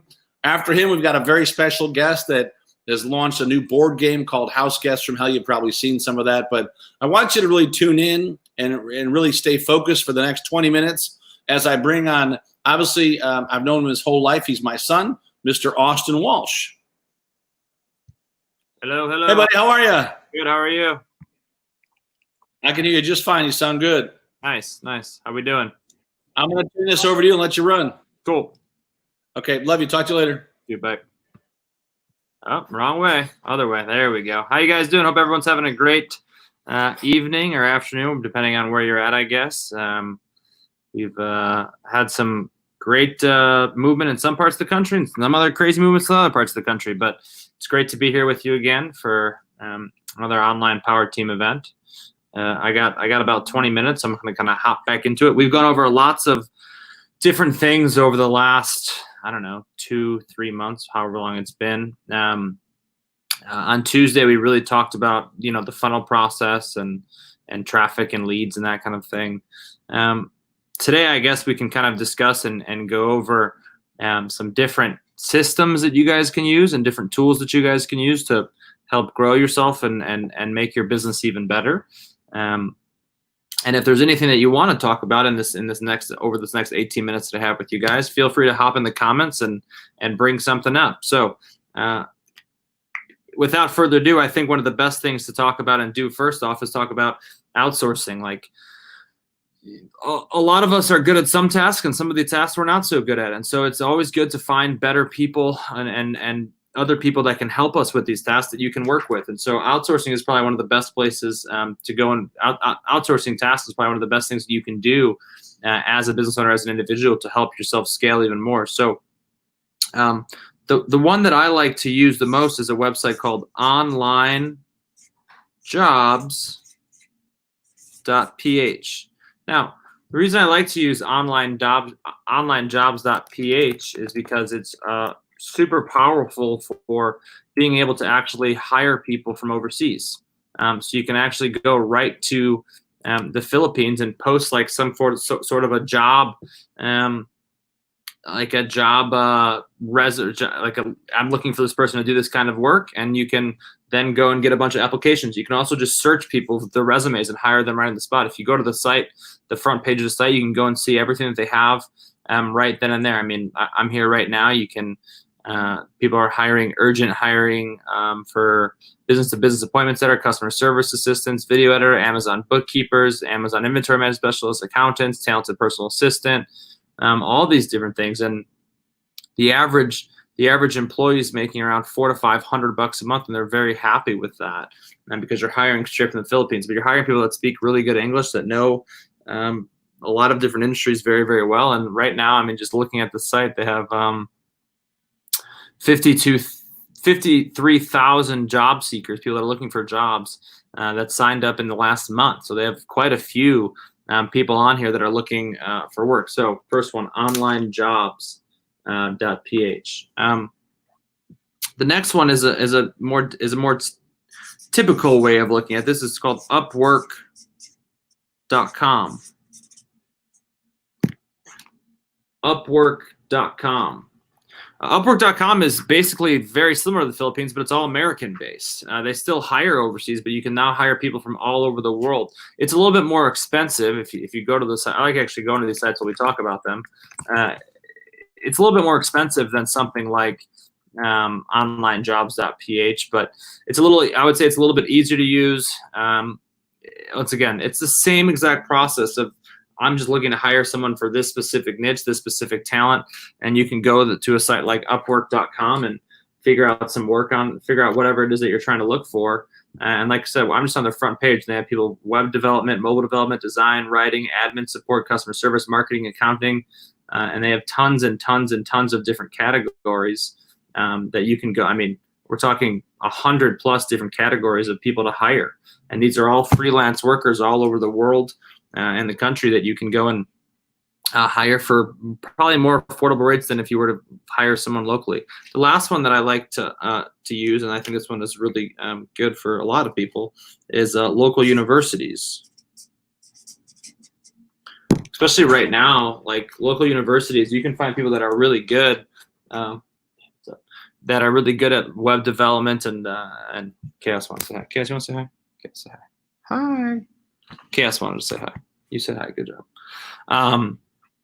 You can find people at your local universities that are really good at web development, audio creation, product creation, everything in between.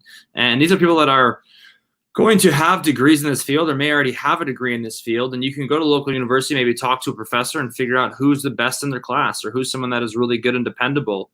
Much more affordable than hiring someone full time. And right now, with how the things are in the country, these people are probably really desperate for work. They're not collecting unemployment. They're not doing anything of that nature. They might not even have a job at this point, and they might not be studying either because of the summer break.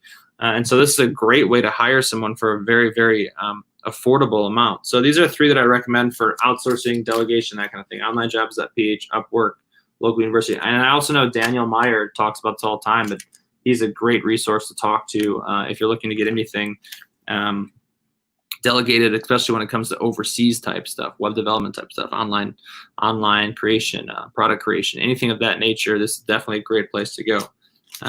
Next few that we can go over. I think tracking tools are very, very important.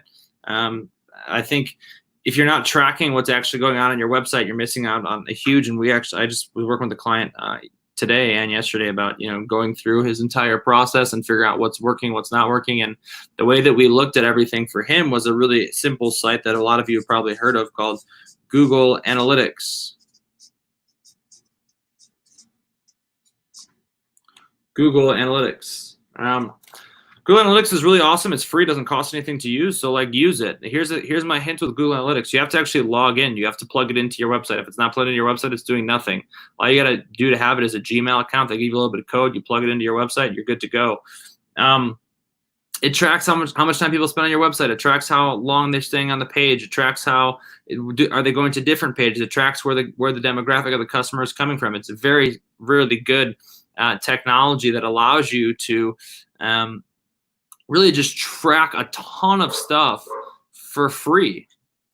I guess the dog's excited. To track a ton of stuff for free. And the biggest, my advice is anytime you log into your Google account, if you're in Google, you click on your little photo, you can then the little thing next to your photo, you can just go right to your analytics, pull it up and look at what's going on that day. And if you see we had the client that we're working with now, he had 500 hits to his website, only 5 sales. He saw that finally because he just started tracking this stuff. And he's like, man, this isn't good. We need to fix this immediately. But he didn't even know there was an issue before. He thought the website was converting great. So Google Analytics, really good one to use. Definitely plug it in, actually use it. Next, Mouseflow.com. Mouseflow.com takes Google Analytics just to the next level. It allows you to really see what people are doing on your website, and it creates videos of what their mouse is actually doing on the site, and so you can track and see what's going on. Awesome tool out of Europe. The competition is 6x the price, so you can use something like Mouseflow to really track and figure out what is working, what's not working, and really use it as a powerful tool. I want to say it's I'll check the price for you guys, but I'm pretty sure it's $50 a month, and it'll give you suggestions on things to create. Let's see, pricing, just so I have the right numbers for you. Yeah, there's a pack of 24 bucks a month, and it creates 2,500 recordings a month for you to go and watch and see what's working and what's not working. And it stores all these for months at a time. So if let's say you miss a few weeks, you can go back and actually look at all of it. Mouseflow is a really, really good one. The next one I like using for tracking is a site called BL. This is kind of a weird one. .ink. Blink, but it's bl.ink. So what Blink actually does is it allows you to create custom links that the links actually track, and then it tracks the clicks to where people are coming from. So if you're doing any kind of email marketing, if you're doing any kind of ad marketing, if you're doing any kind of you're paying someone else to market for you, this allows you to track these clicks way, and it sounds so silly, but people use bit.ly.com. It allows you to make the link look much sexier and prettier. It allows you to add custom domains to your links. It makes it so that it's really easy for someone to click the link, and then you track, is this click a real click or is this a fake click? That's one of the big reasons to use it. You're allowed to use these on all your social media plans. They're approved on Facebook. They're approved on all these different social media platforms that a lot of times don't like link shorteners. So you can use Blink for all of your ads, all of your pretty much everything that you're doing. Super awesome tool. I got basically 2 more for you here really, really quickly. The first one, I guess this is 2, but funnel creation. So we like 2. We like, I guess maybe 3. I guess lead pages is 1. Second one is ClickFunnels, which a lot of you already have heard of, but that's okay. And then Kartra. Oops.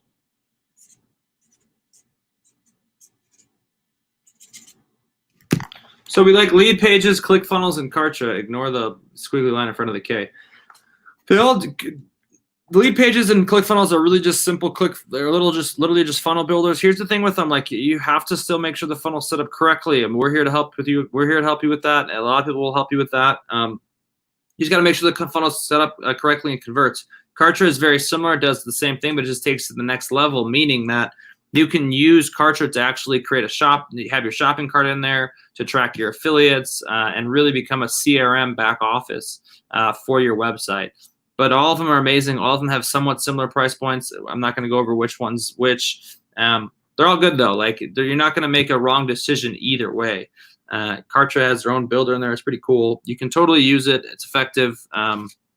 You can use some of these in combination with each other. We use all of them. So really up to you on which one you want to use. But if you want to get a really good funnel built very simply, and you want to do it by yourself without any help, you can use a site like this to do it. Now, I don't know if it'll come out as good as if working with someone that really understands it, but it's still a good start, especially if you're just getting into the space or you're just someone that wants to get something up. Yeah, Lead Pages, ClickFunnels, and Kartra. Next two I got. One is one that we came out with just this year. I guess they're both ones that we came out just this year, which are great tools for you.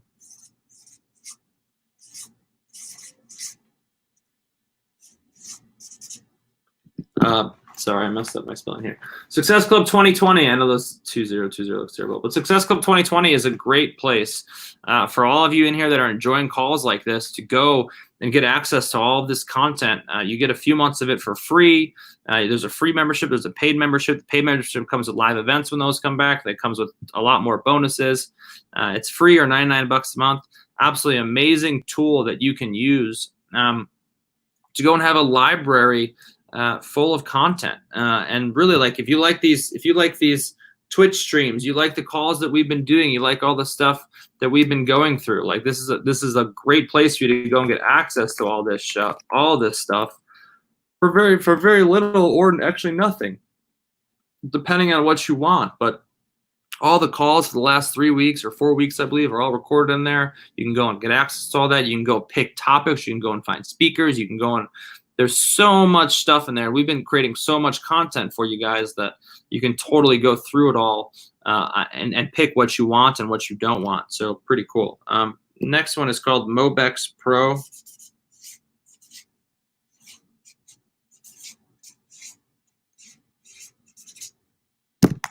MobexPro.com. MobexPro.com is basically you want to get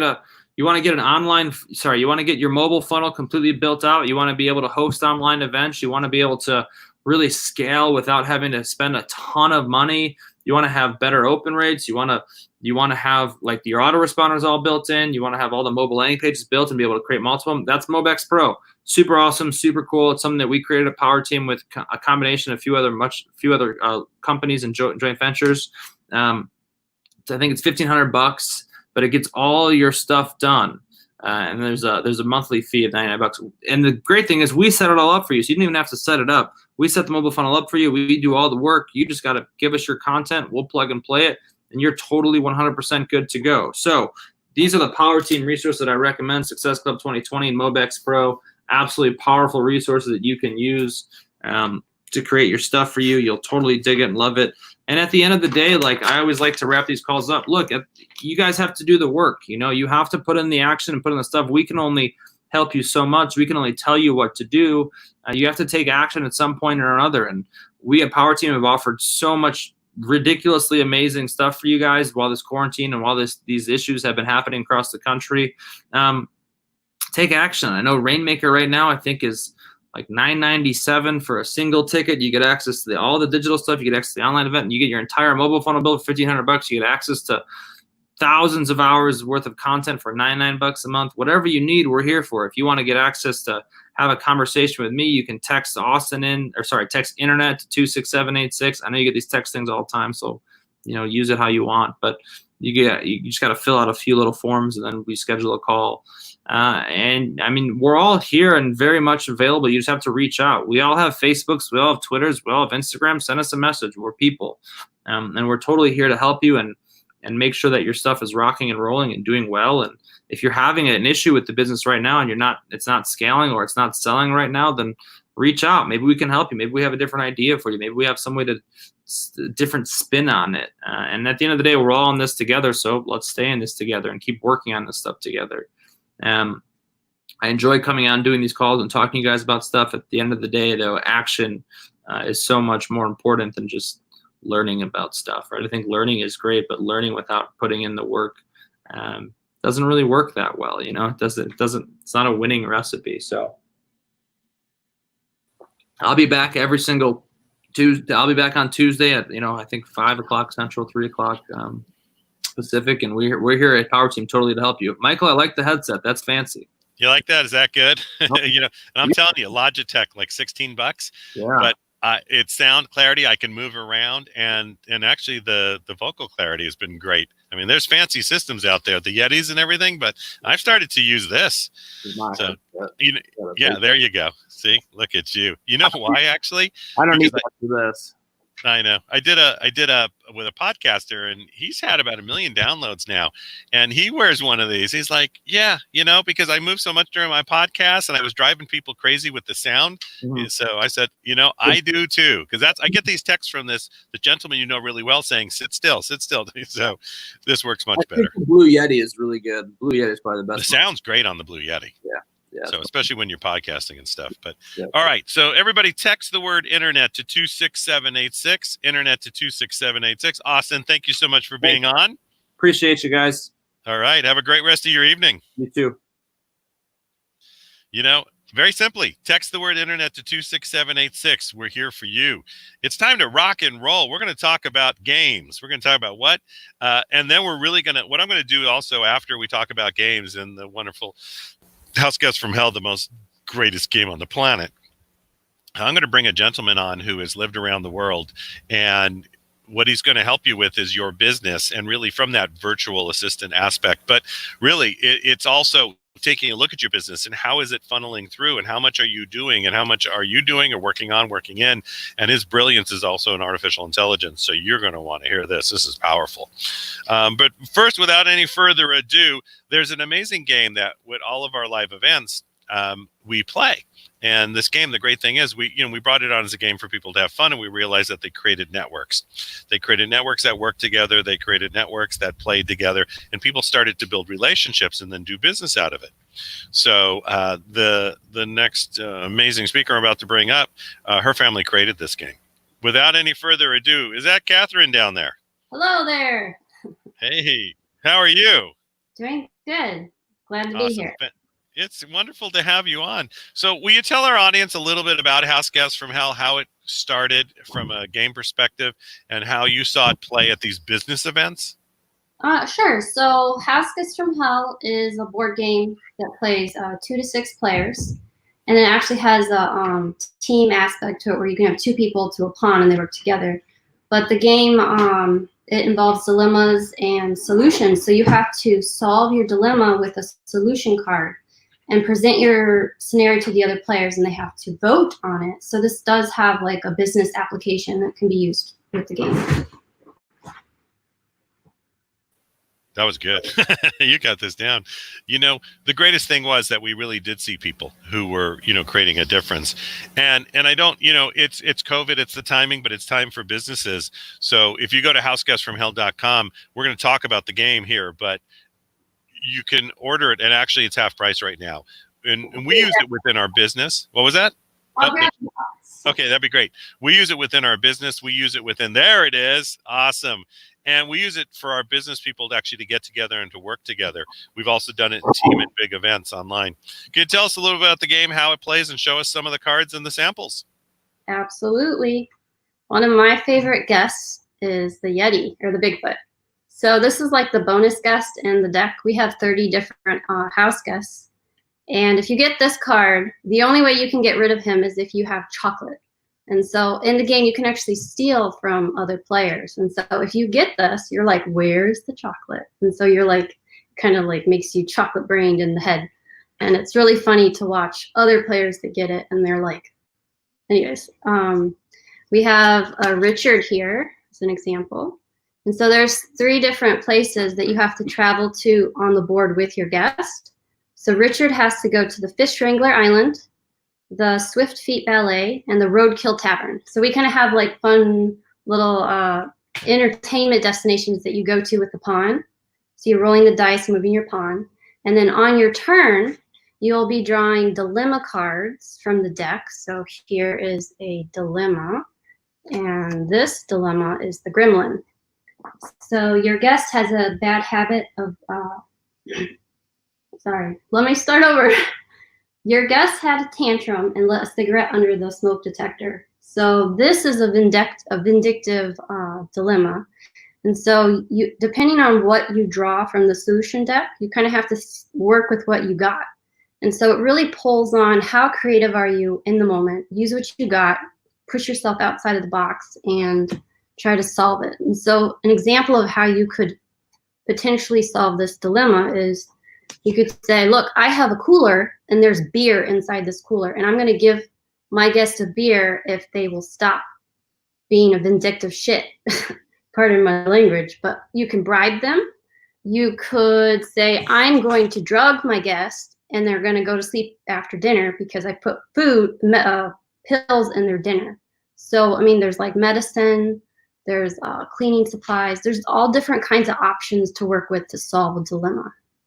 And so what you do is you present that scenario to the other players, and they all have to vote whether they approve it or deny it. And so you really have to work on your communication skills and be very persuasive.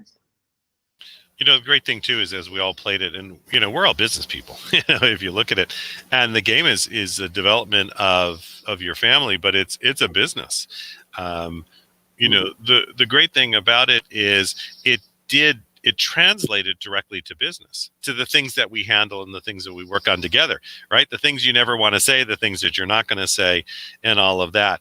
But can you talk a little bit again, just about as the game is today, and you see players playing it, really, how is it that they can build teams? How could a team use this game? Could you take that question? Because we hear that all the time. I've got a team. If I buy the game, will it create something bigger within the team? Sure. So with this game, we've seen groups of people that have never met each other coming together to play, and you have random people that are teamed up together with one guest, and they have to work together. How are they going to solve their dilemma card with a solution? So there's all kinds of like discussions that take place between the teams, and they end up becoming friends by the end of the game. They're laughing, they're smiling.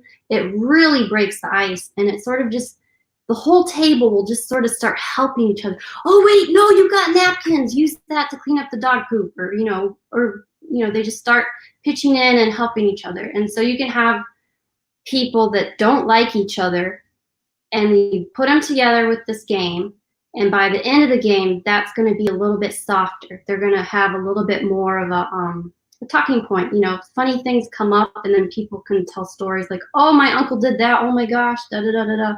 So it really is. It does some amazing things without us like really trying to, just sort of unlooked for magic. I was actually making sure that I spelled it right here and sending it. There we go. I'm just typing the, and it really did. It created some magic. That was the great part. So show the board. You showed some of the cards, but there you go. And just explain the board a little bit. Okay, so this is a 20 by 30 inch 6-fold board. So it's pretty big.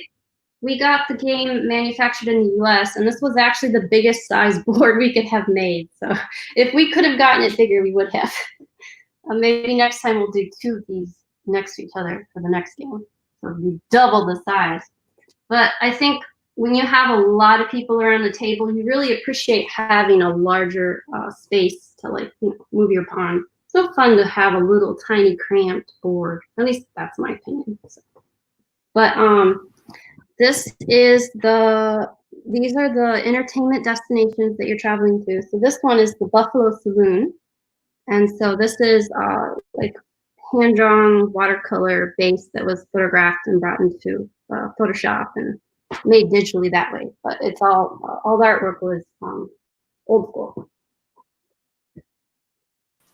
You know, I love it too, because is it so much about, because it has, it relates to business, is the game so much about a path? Is it about cooperation? Is it about working together? What is it, you know, what's that really end result? Well, the game was made for fun. So I think at the end of the day, you have a really good time and have unexpected laughs that you probably wouldn't have anticipated having from the game. As a family, do you still play? Yes. And you still get learning from it? Yeah, actually, I think that every time we play, we actually are more articulate and we're more persuasive in our pitches. So it's made a difference in that.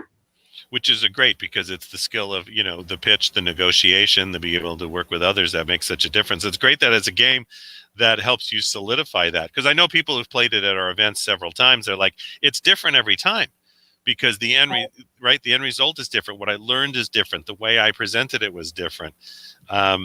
So, you know, I want to thank you for being on today. This has just been amazing. For all of you, the Pritchard family is just amazing. This is a brilliant brainchild. And, you know, houseguestfromhell.com. There you go. You know, boomerang. I love it. So keep talking. I'll just show some cards. Yeah, no. So for those of you want to get this and be part of it, houseguestfromhell.com. I'll put it back up and order it today. We're, you know, it's that special price because you're on. We're keeping it that way because we believe it's time to heal. It's time to have some laughs and fun. It's time to actually bring business in to a different perspective. Gamification is very big in business. So realize that this development is huge with what's going on, and within your own business, you should find out about that. Or we could do, you know, I'd be happy to get some panelists who could talk about gamification. So, Catherine, I want to thank you so much for being on again. You guys are amazing. Have an amazing rest of your evening. Your game has just changed the landscape of our events, and just say hi to your wonderful family. Thank you. All right. Good night. All right. We're about to take rock and roll. So let me put that back up. So it's time to get the game, right? It's time to do that. It's time to, you know, make that difference, make a difference. I've been on a lot of calls to make a difference and to really enjoy and love what you do. And I think having a game will, you know, make a big difference in that realm, and it changes the things that you're doing. So what I'm about to do is I'm about to put up a gentleman who just rock and roll. He's brilliant. He's brilliant at what he does. He's taken, you know, business out to obviously all over the world. He owned, developed, and lived in other countries because bringing, you know, into artificial intelligence and really virtual assistants to everybody in the world was a huge mission of his. He does it now. He's brilliant at what he does because he lives in it. He doesn't just do it, he lives in it, but he's got the experience to take businesses to that next level, which I think is critical. So you're going to want to hear them. Without any further ado, excited to have him on our stream. Let me pull that down. Let's give a huge round of applause to Mr. Dan Mayer.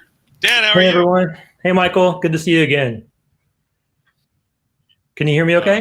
All good? It's just, yeah, you got a little delay, just a little delay. But that's okay. I always say it's like the old Bruce Lee movies, you know?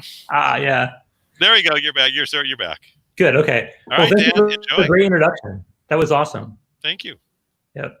So it's a pleasure to be here. I love my Power Team family, and it's always good to be able to be one of the final speakers of the event, because everyone before you tonight that you've heard from talked about some amazing things that you need to do to really launch or scale your business.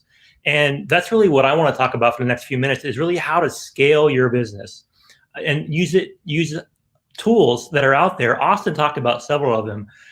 Things like, you know, outsourcing to different companies are a way to do that. Just now we talked with Catherine about, you know, different things you need to do to get outside your box, try something different, right? So you need to really be thinking about how to do that. And, you know, Bill Walsh often talks about people when they're entrepreneurs or running their own business, they get stuck in what we call busyville, right? They're always too busy and they're just not progressing. If that's you, then I have a solution for you, because getting stuck in Busyville is something that happens to most of us at some times or other. And what you want to be able to do is figure out how to mitigate the times that you can get in Busyville. And when you are in Busyville, get out fast. And to do that, you need to be able to have a team around you. And that's what I want to talk about, is mainly how do you build that team to help you stay out of Busyville. Before I do that, though, I want to take a minute to just share with you a little bit more about my story. Michael gave me a great introduction, but to fill into some of the details, I've spent most of the last 10 years in Southeast Asia. And while I was there, I was doing a lot of training on big data and analytics and artificial intelligence. That's my background. But I got involved in doing a lot of outsourcing, of having teams of people in different parts of the planet set up to be able to provide services. And specifically in the Philippines, I started finding how awesome there were some virtual assistants. And I built a business for myself out of virtual assistants. And like most entrepreneurs, when I launched my first business, I tried to do everything. I tried to do it all. And of course, I was always busy and wasn't seeing the results I expected. I didn't have enough free time. I wasn't able to focus on anything. I was really just always running around trying to do things and yet doing the same thing over and over again. And I wasn't making a lot of money. And then I realized that to grow my business, I needed a team. And so what I started doing was looking for people that could work remotely or from home, because when I first started my business, I worked from home. I didn't have an office, and I had to grow a team with a virtual staff. And once I started doing that, people started asking me, well, how are you doing this in your business? And I would say, well, I have a couple of virtual assistants. And they're like, well, can you find one for me? Before I knew it, I went from having 2 virtual assistants myself to having a business of over 100 virtual assistants. So right now, I have 100 virtual assistants that work for me, not all in the Philippines, different parts of the country. I have some here in the United States. And what we do is basically anything our clients need to be done that can be done from a computer. So knowing that, I want to be able to share with you some of the things that helped me get to where I'm at. Right now, I have a blessed life. I live Timothy Ferriss's 4-Hour Work Week. If you've ever read that book or heard about that, the idea is that you have to build a bunch of systems in your business to help the business run so you don't have to be doing it 24/7. As Michael mentioned earlier, it's super important to be able to figure out how to get things done so that you're not the only one doing it. And having virtual staff really allows you to do that. One of the coolest things about what I enjoy in my 4-hour work week, and I do work a lot. There are some weeks where I work 100+ hours a week, but there's also some weeks where I work 4 hours a week and I'm able to, travel and go to conferences and events and speak at events, and I work on my books, and I'm able to do a lot of things that I enjoy doing because my team is doing things. And the way this comes across for me, where I really feel it, is when I go to bed every night, I sleep well because I know things are getting done while I'm sleeping.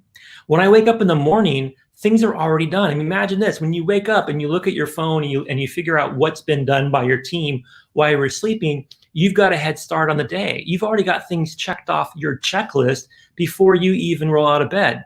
That is really powerful. This is the kind of stuff that Timothy Ferriss talked about in his book. And this is the kind of systems that Bill and Michael and everyone talks about that you have to put in your business. You have to be able to have systems in place to be able to grow your business. And the key system that I want to talk to you about is people, right? You have to have a team.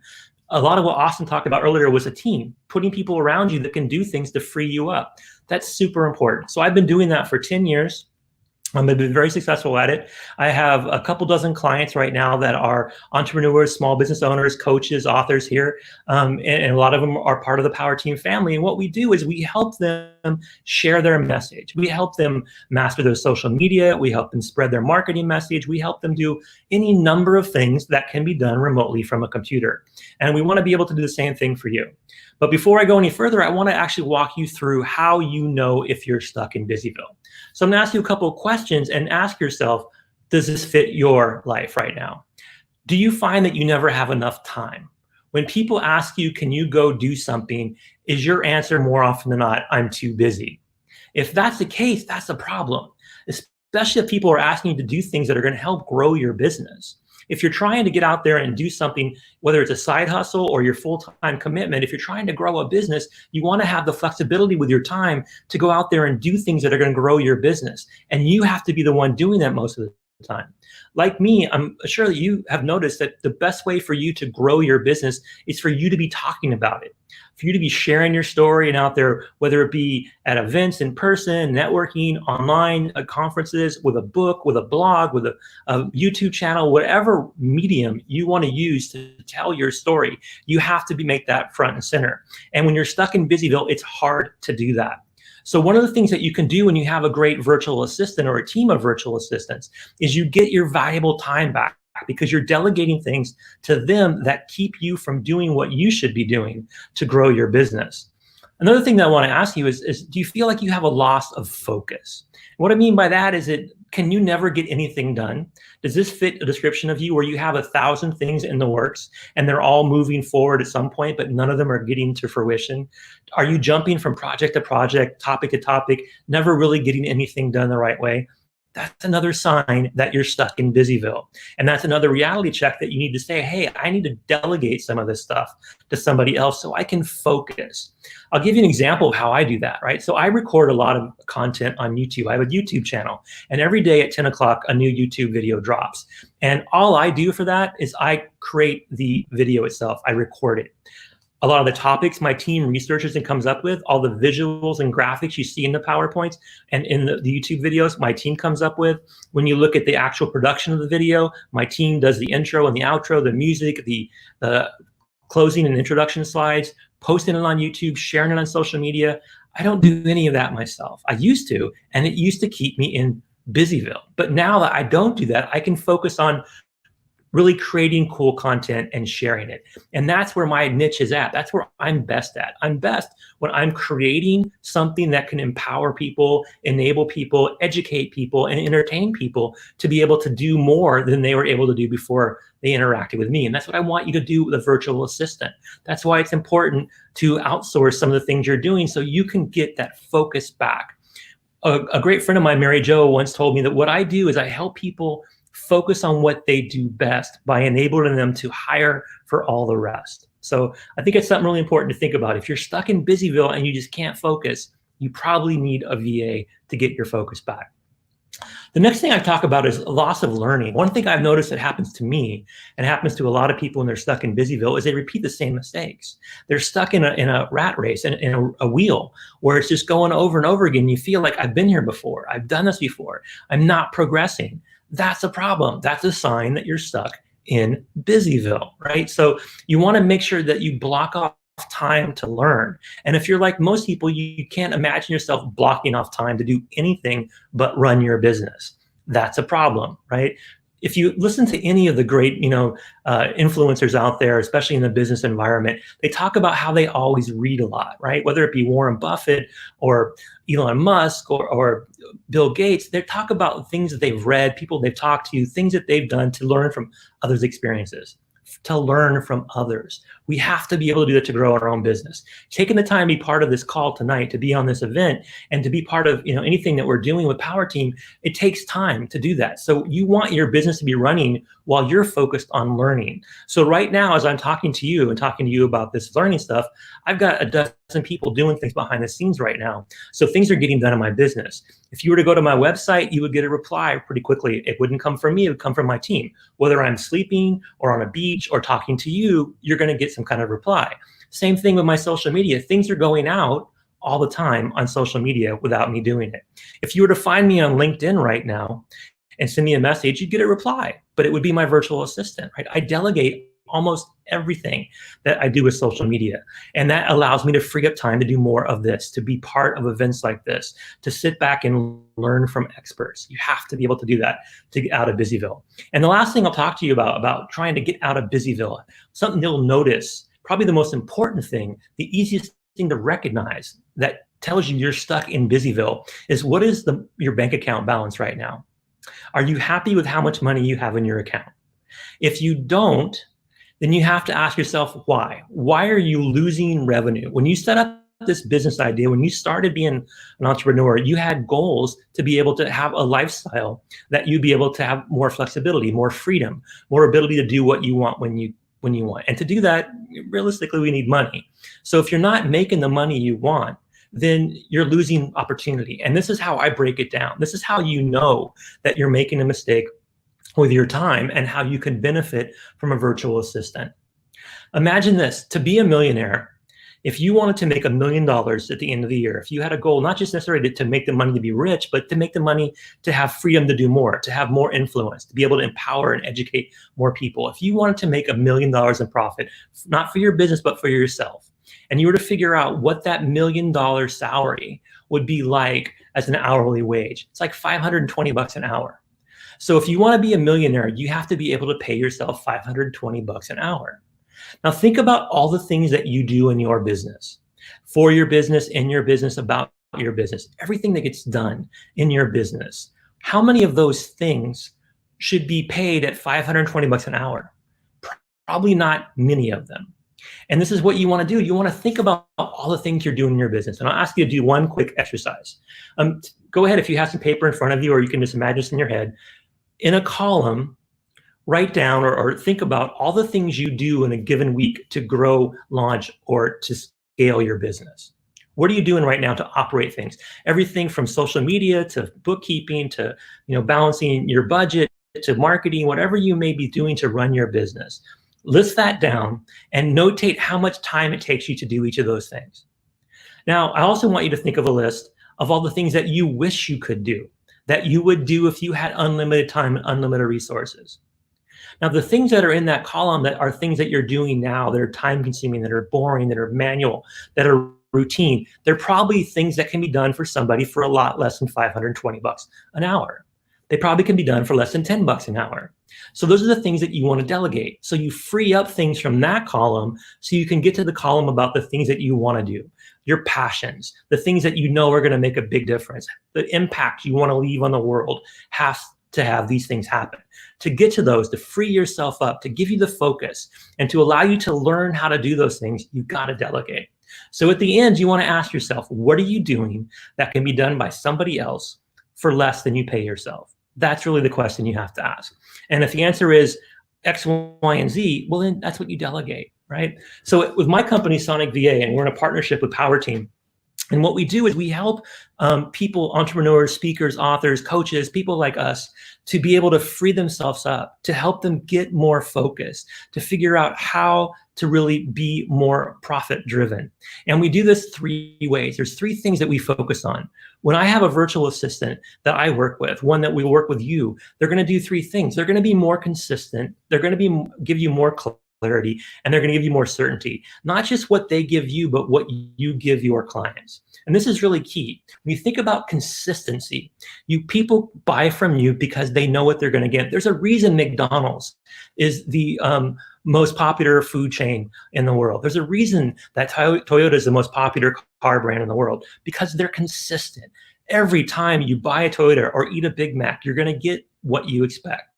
And it's going to happen consistently every time. People want that from you. And this is what it looks like. In your social media, for example, if you're doing your own social media, you're probably doing it where you do it when you can.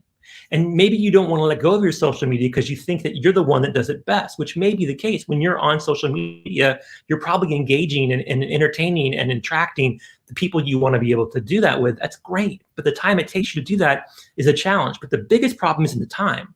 It's the inconsistency that comes across to your potential clients. Let me explain. If you, like me, don't have a set schedule where every day it's a little bit different, it's really hard to post something at 10 a.m. every morning. But if you look at your data and your analytics of your clients, of your customers, people you want to sell to, they're online at 10 a.m. They're taking their coffee break. They're thinking about what they're going to have for lunch. And they go online and they see things. They go on Facebook, they check things. And if they see something from you every day at 10 o'clock, they're going to start thinking, wow, this person's consistent. It's going to add to the credibility of your brand. It's going to make them know exactly what they can get from you and when they can get it. If you're not doing that, if you're not posting at 10 o'clock every day, if you're posting some days at 10 o'clock, some at 1, some at midnight, some not at all, people are never going to know what to get from you. And that's a really powerful message that you're losing if you're not having somebody do that for you. Like I said, I don't post my own stuff. So when you see my videos drop on YouTube and go up to social media at 10 o'clock every morning, it's not me, right? It's my virtual assistant doing that. That's super important. When it comes to the next thing of the 3 C's I talk about, it's clarity, right? You want to have a clear message. This is what's really important. When you are devoting your time to speaking about your business, you're pretty clear. But if you get too busy, then you take shortcuts. You don't respond right away. Let me ask you this. Do you have emails that you haven't followed up on? Do you have voicemails you haven't followed up on? Do you have leads that you know you should be doing something with, but you can't? And when you do, you're not clear about what you're trying to accomplish because you're always rushing. You can have a virtual assistant do all that for you, manage your appointment setting, do a lot of your business development work, reply for acting as you in social media, because they learn your voice. This is super important, right? You want somebody who can learn your voice. And the people I work with specialize in that. What we do is that we look at your content, we figure out what your voice is all about, and we figure out how to replicate that. This is super important if you're a coach or an author, somebody who's creating content to provide to an audience. Your voice is what makes money. And your voice is something that you can't always put out there yourself because you're too busy. So you hire somebody and you train them, and we help you with the onboarding, with the training, and we get them to a point where they can run your business like you would run it, at least from the social media perspective, from the interactions and things like email.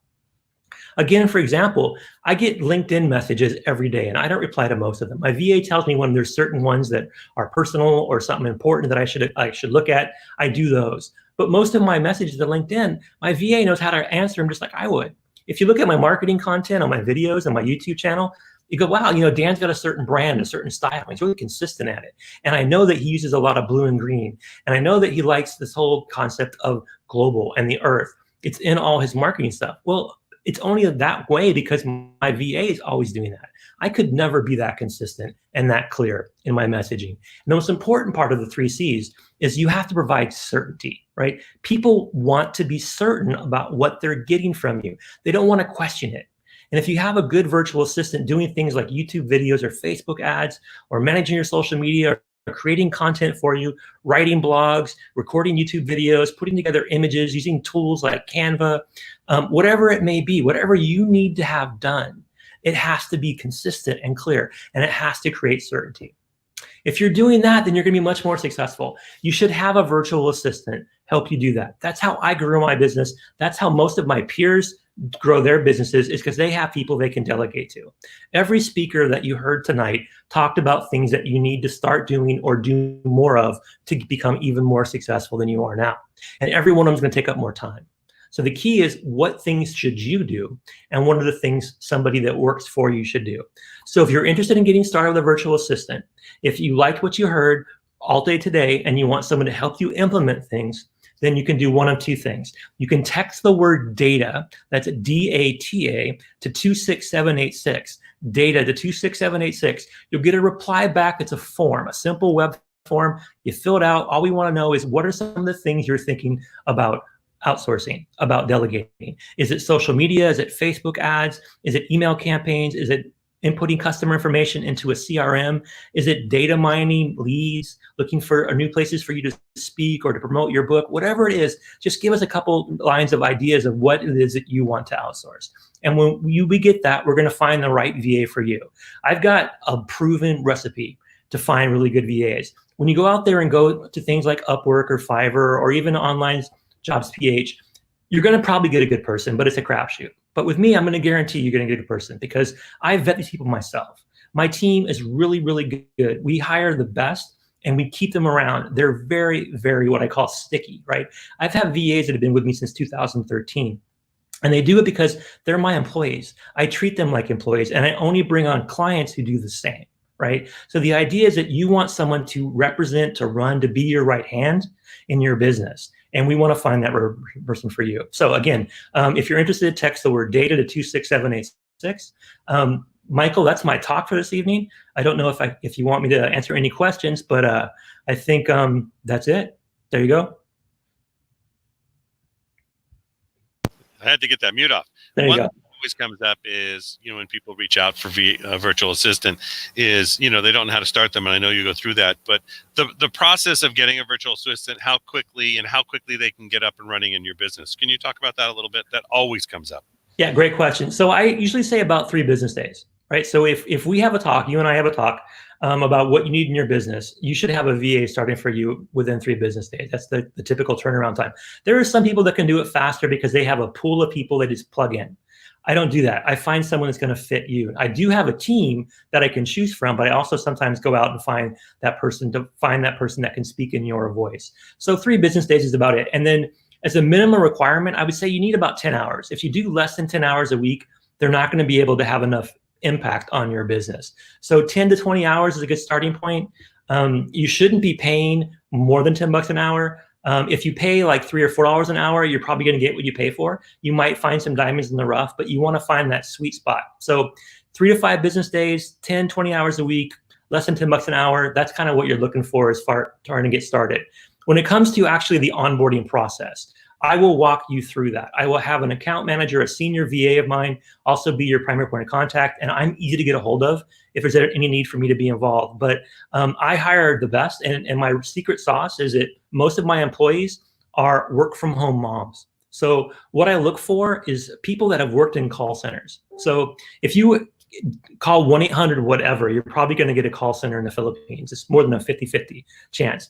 I hire people that quit the call center job because they had the good skills, they had the great English, they were really good at working for American companies, they understand American business culture, but they wanted to be there to raise their kids, to be at home with the children. Those are the ones that make up majority of my VAs. They're former call center agents who are now work from home moms, and they're the best. As Austin mentioned earlier, and as most of my clients would I think all of them would agree, we've got a good team. So hopefully that helps, put you at ease if you're trying to figure out where do I get started. That's awesome. That's exactly. Dan, thank you so much. You've been doing great tonight. Yep. And really, people, stop doing it all yourself. Get the virtual assistants. The ones who are really successful have the virtual assistants. They have the people that are working on the parts of their business they don't need to and be able to rock it forward. So Dan, you've been amazing. Thank you again. Look forward to seeing you soon in our big event coming up July 16th. Perfect. All right. Talk to you. So text DATA, DATA, to 26786. DATA to 26786. Being head of global training, it's amazing. We have a big event coming up July 16th, so we want you all there, the Global Elevation Summit. I'm going to put the link for that. But the critical piece here is that I'm just pulling up the link so that way I can send it over to you guys. Okay, great. Is who wants to be part of what we're doing? Who on this line or who listening is a speaker, trainer, coach, has a business, and wants to be part of what we're doing? We have over 300 events a year. We have, those are live, right? There we go. That's for the summit coming up on the 16th. Make sure you sign up for it because it's really freaking awesome. Okay, it's just amazing. Here, I'll put that up there. But we have all these events, and we have events coming up. We have virtual events. We have the speaker training. We also have to be able to put you on virtually 10 hours a week. Who wants to be part of what we're creating? Who wants to be part of what we're doing? I think that's a critical piece. So I'm going to give a text. You've had text all day. I get it. But this is how to reach me. And I run all global training, right? And I'm looking for people to be on our Thursday Summit calls, not the keynotes. I've got to talk to you. Like our last keynote today sold Constant Contact for $1 billion. Our other keynote speaker last week was the senior vice president of iHeartMedia, who's is wonderful. They're a sponsor of us now, and they'll be there on the 16th on the Zoom event. But it's very simple. If you're ready to go and make a difference, got that? Ready to go and make a difference. You want to be on one of these panels. You want to learn. You want to work with us. You want to be of service. It will make a difference as you do this. Go ahead and text SBA right now to 26786. You're going to I get it directly. Then I'm going to text you back with my calendar. On my calendar, you're going to pick a spot within the next week and a half. We're going to have a call. I could literally have you a virtual summit within a week. I could have you within 2 weeks. Now, in 2 weeks is our global, right? So again, that is going to be something you need to be on. And we're going to talk about it a lot more next week. But move your business now. A lot of you are not sure what to do. We talk about, and if I have to run in the house for a second, I've just got to get a movie going for the grandkids, which is part of what I do, being virtual, if it's okay. But create a funnel in your business. So everything comes into your funnel. This is the path of your funnel. These are how your clients get met, whatever that is. It could be the first contact person. It could be your coaching. It could be your mentoring. It could be your mastermind. It could be your retreat. It could be your business cards. It could be, I mean, there's lots of ways to do it. Business cards, we'll talk about it another day. But make sure that you have a funnel and you know what you're doing. So many people, right? There's people listening to this right now, and they're listening, they're off, they're shopping, they're cooking, they're playing. We know how these go. And then there's the one who texts, and I'll get texts in a couple minutes. It always takes people a couple minutes. It's okay. Who text SBA to 26786. And I reach back out. And then I also know the percentage that will never schedule an appointment. It's fear. It's decide they don't want to do it. Whatever that is that comes up for them. Right now, people are Facebooking me too. You can find me on Facebook. Michael Silver is very simple, very easy with Power Team. But be part of something bigger than yourself, and really, if nothing else, be of service and make a difference with the people around you. I think that's a critical piece as we move forward. So it's been an amazing day, and I want to bring that to you, but I can't tell you to do it. I can't tell you to move through it. My life is different because I've always been of service, right? I have grandkids. I love what I do. They're my legacy. I've been on stages all around the world. I built a coaching and training business with my wife, 20 years, spent a ton of time through Asia and Australia and Europe, and we've been everywhere. We've had clients, thousands and thousands and thousands of clients around the world because we've always been of service. We've built our funnel so we know where it goes. I've got a podcast company. Podcast sounds like that's from the East Coast stuff. Even though I'm born in California, my family's East Coasters.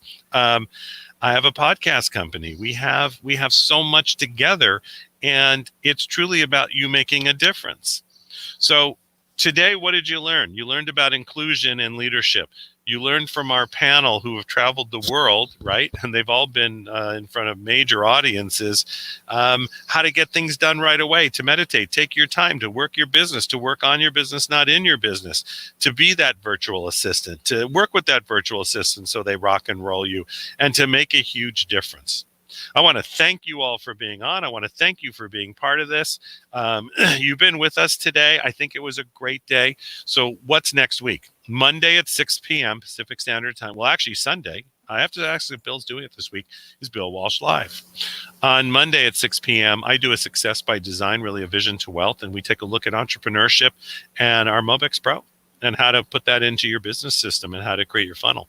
Tuesday is internet marketing. Wednesday is speak to sell. Why not learn how to speak to sell and be on stages in 60 days or less?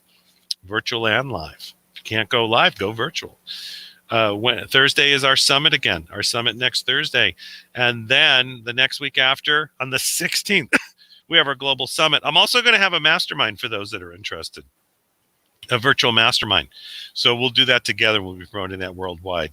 I want to thank everybody for being on. You've been an amazing audience today.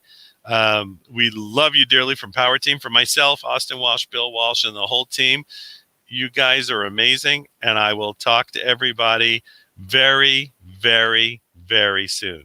Good night, everyone.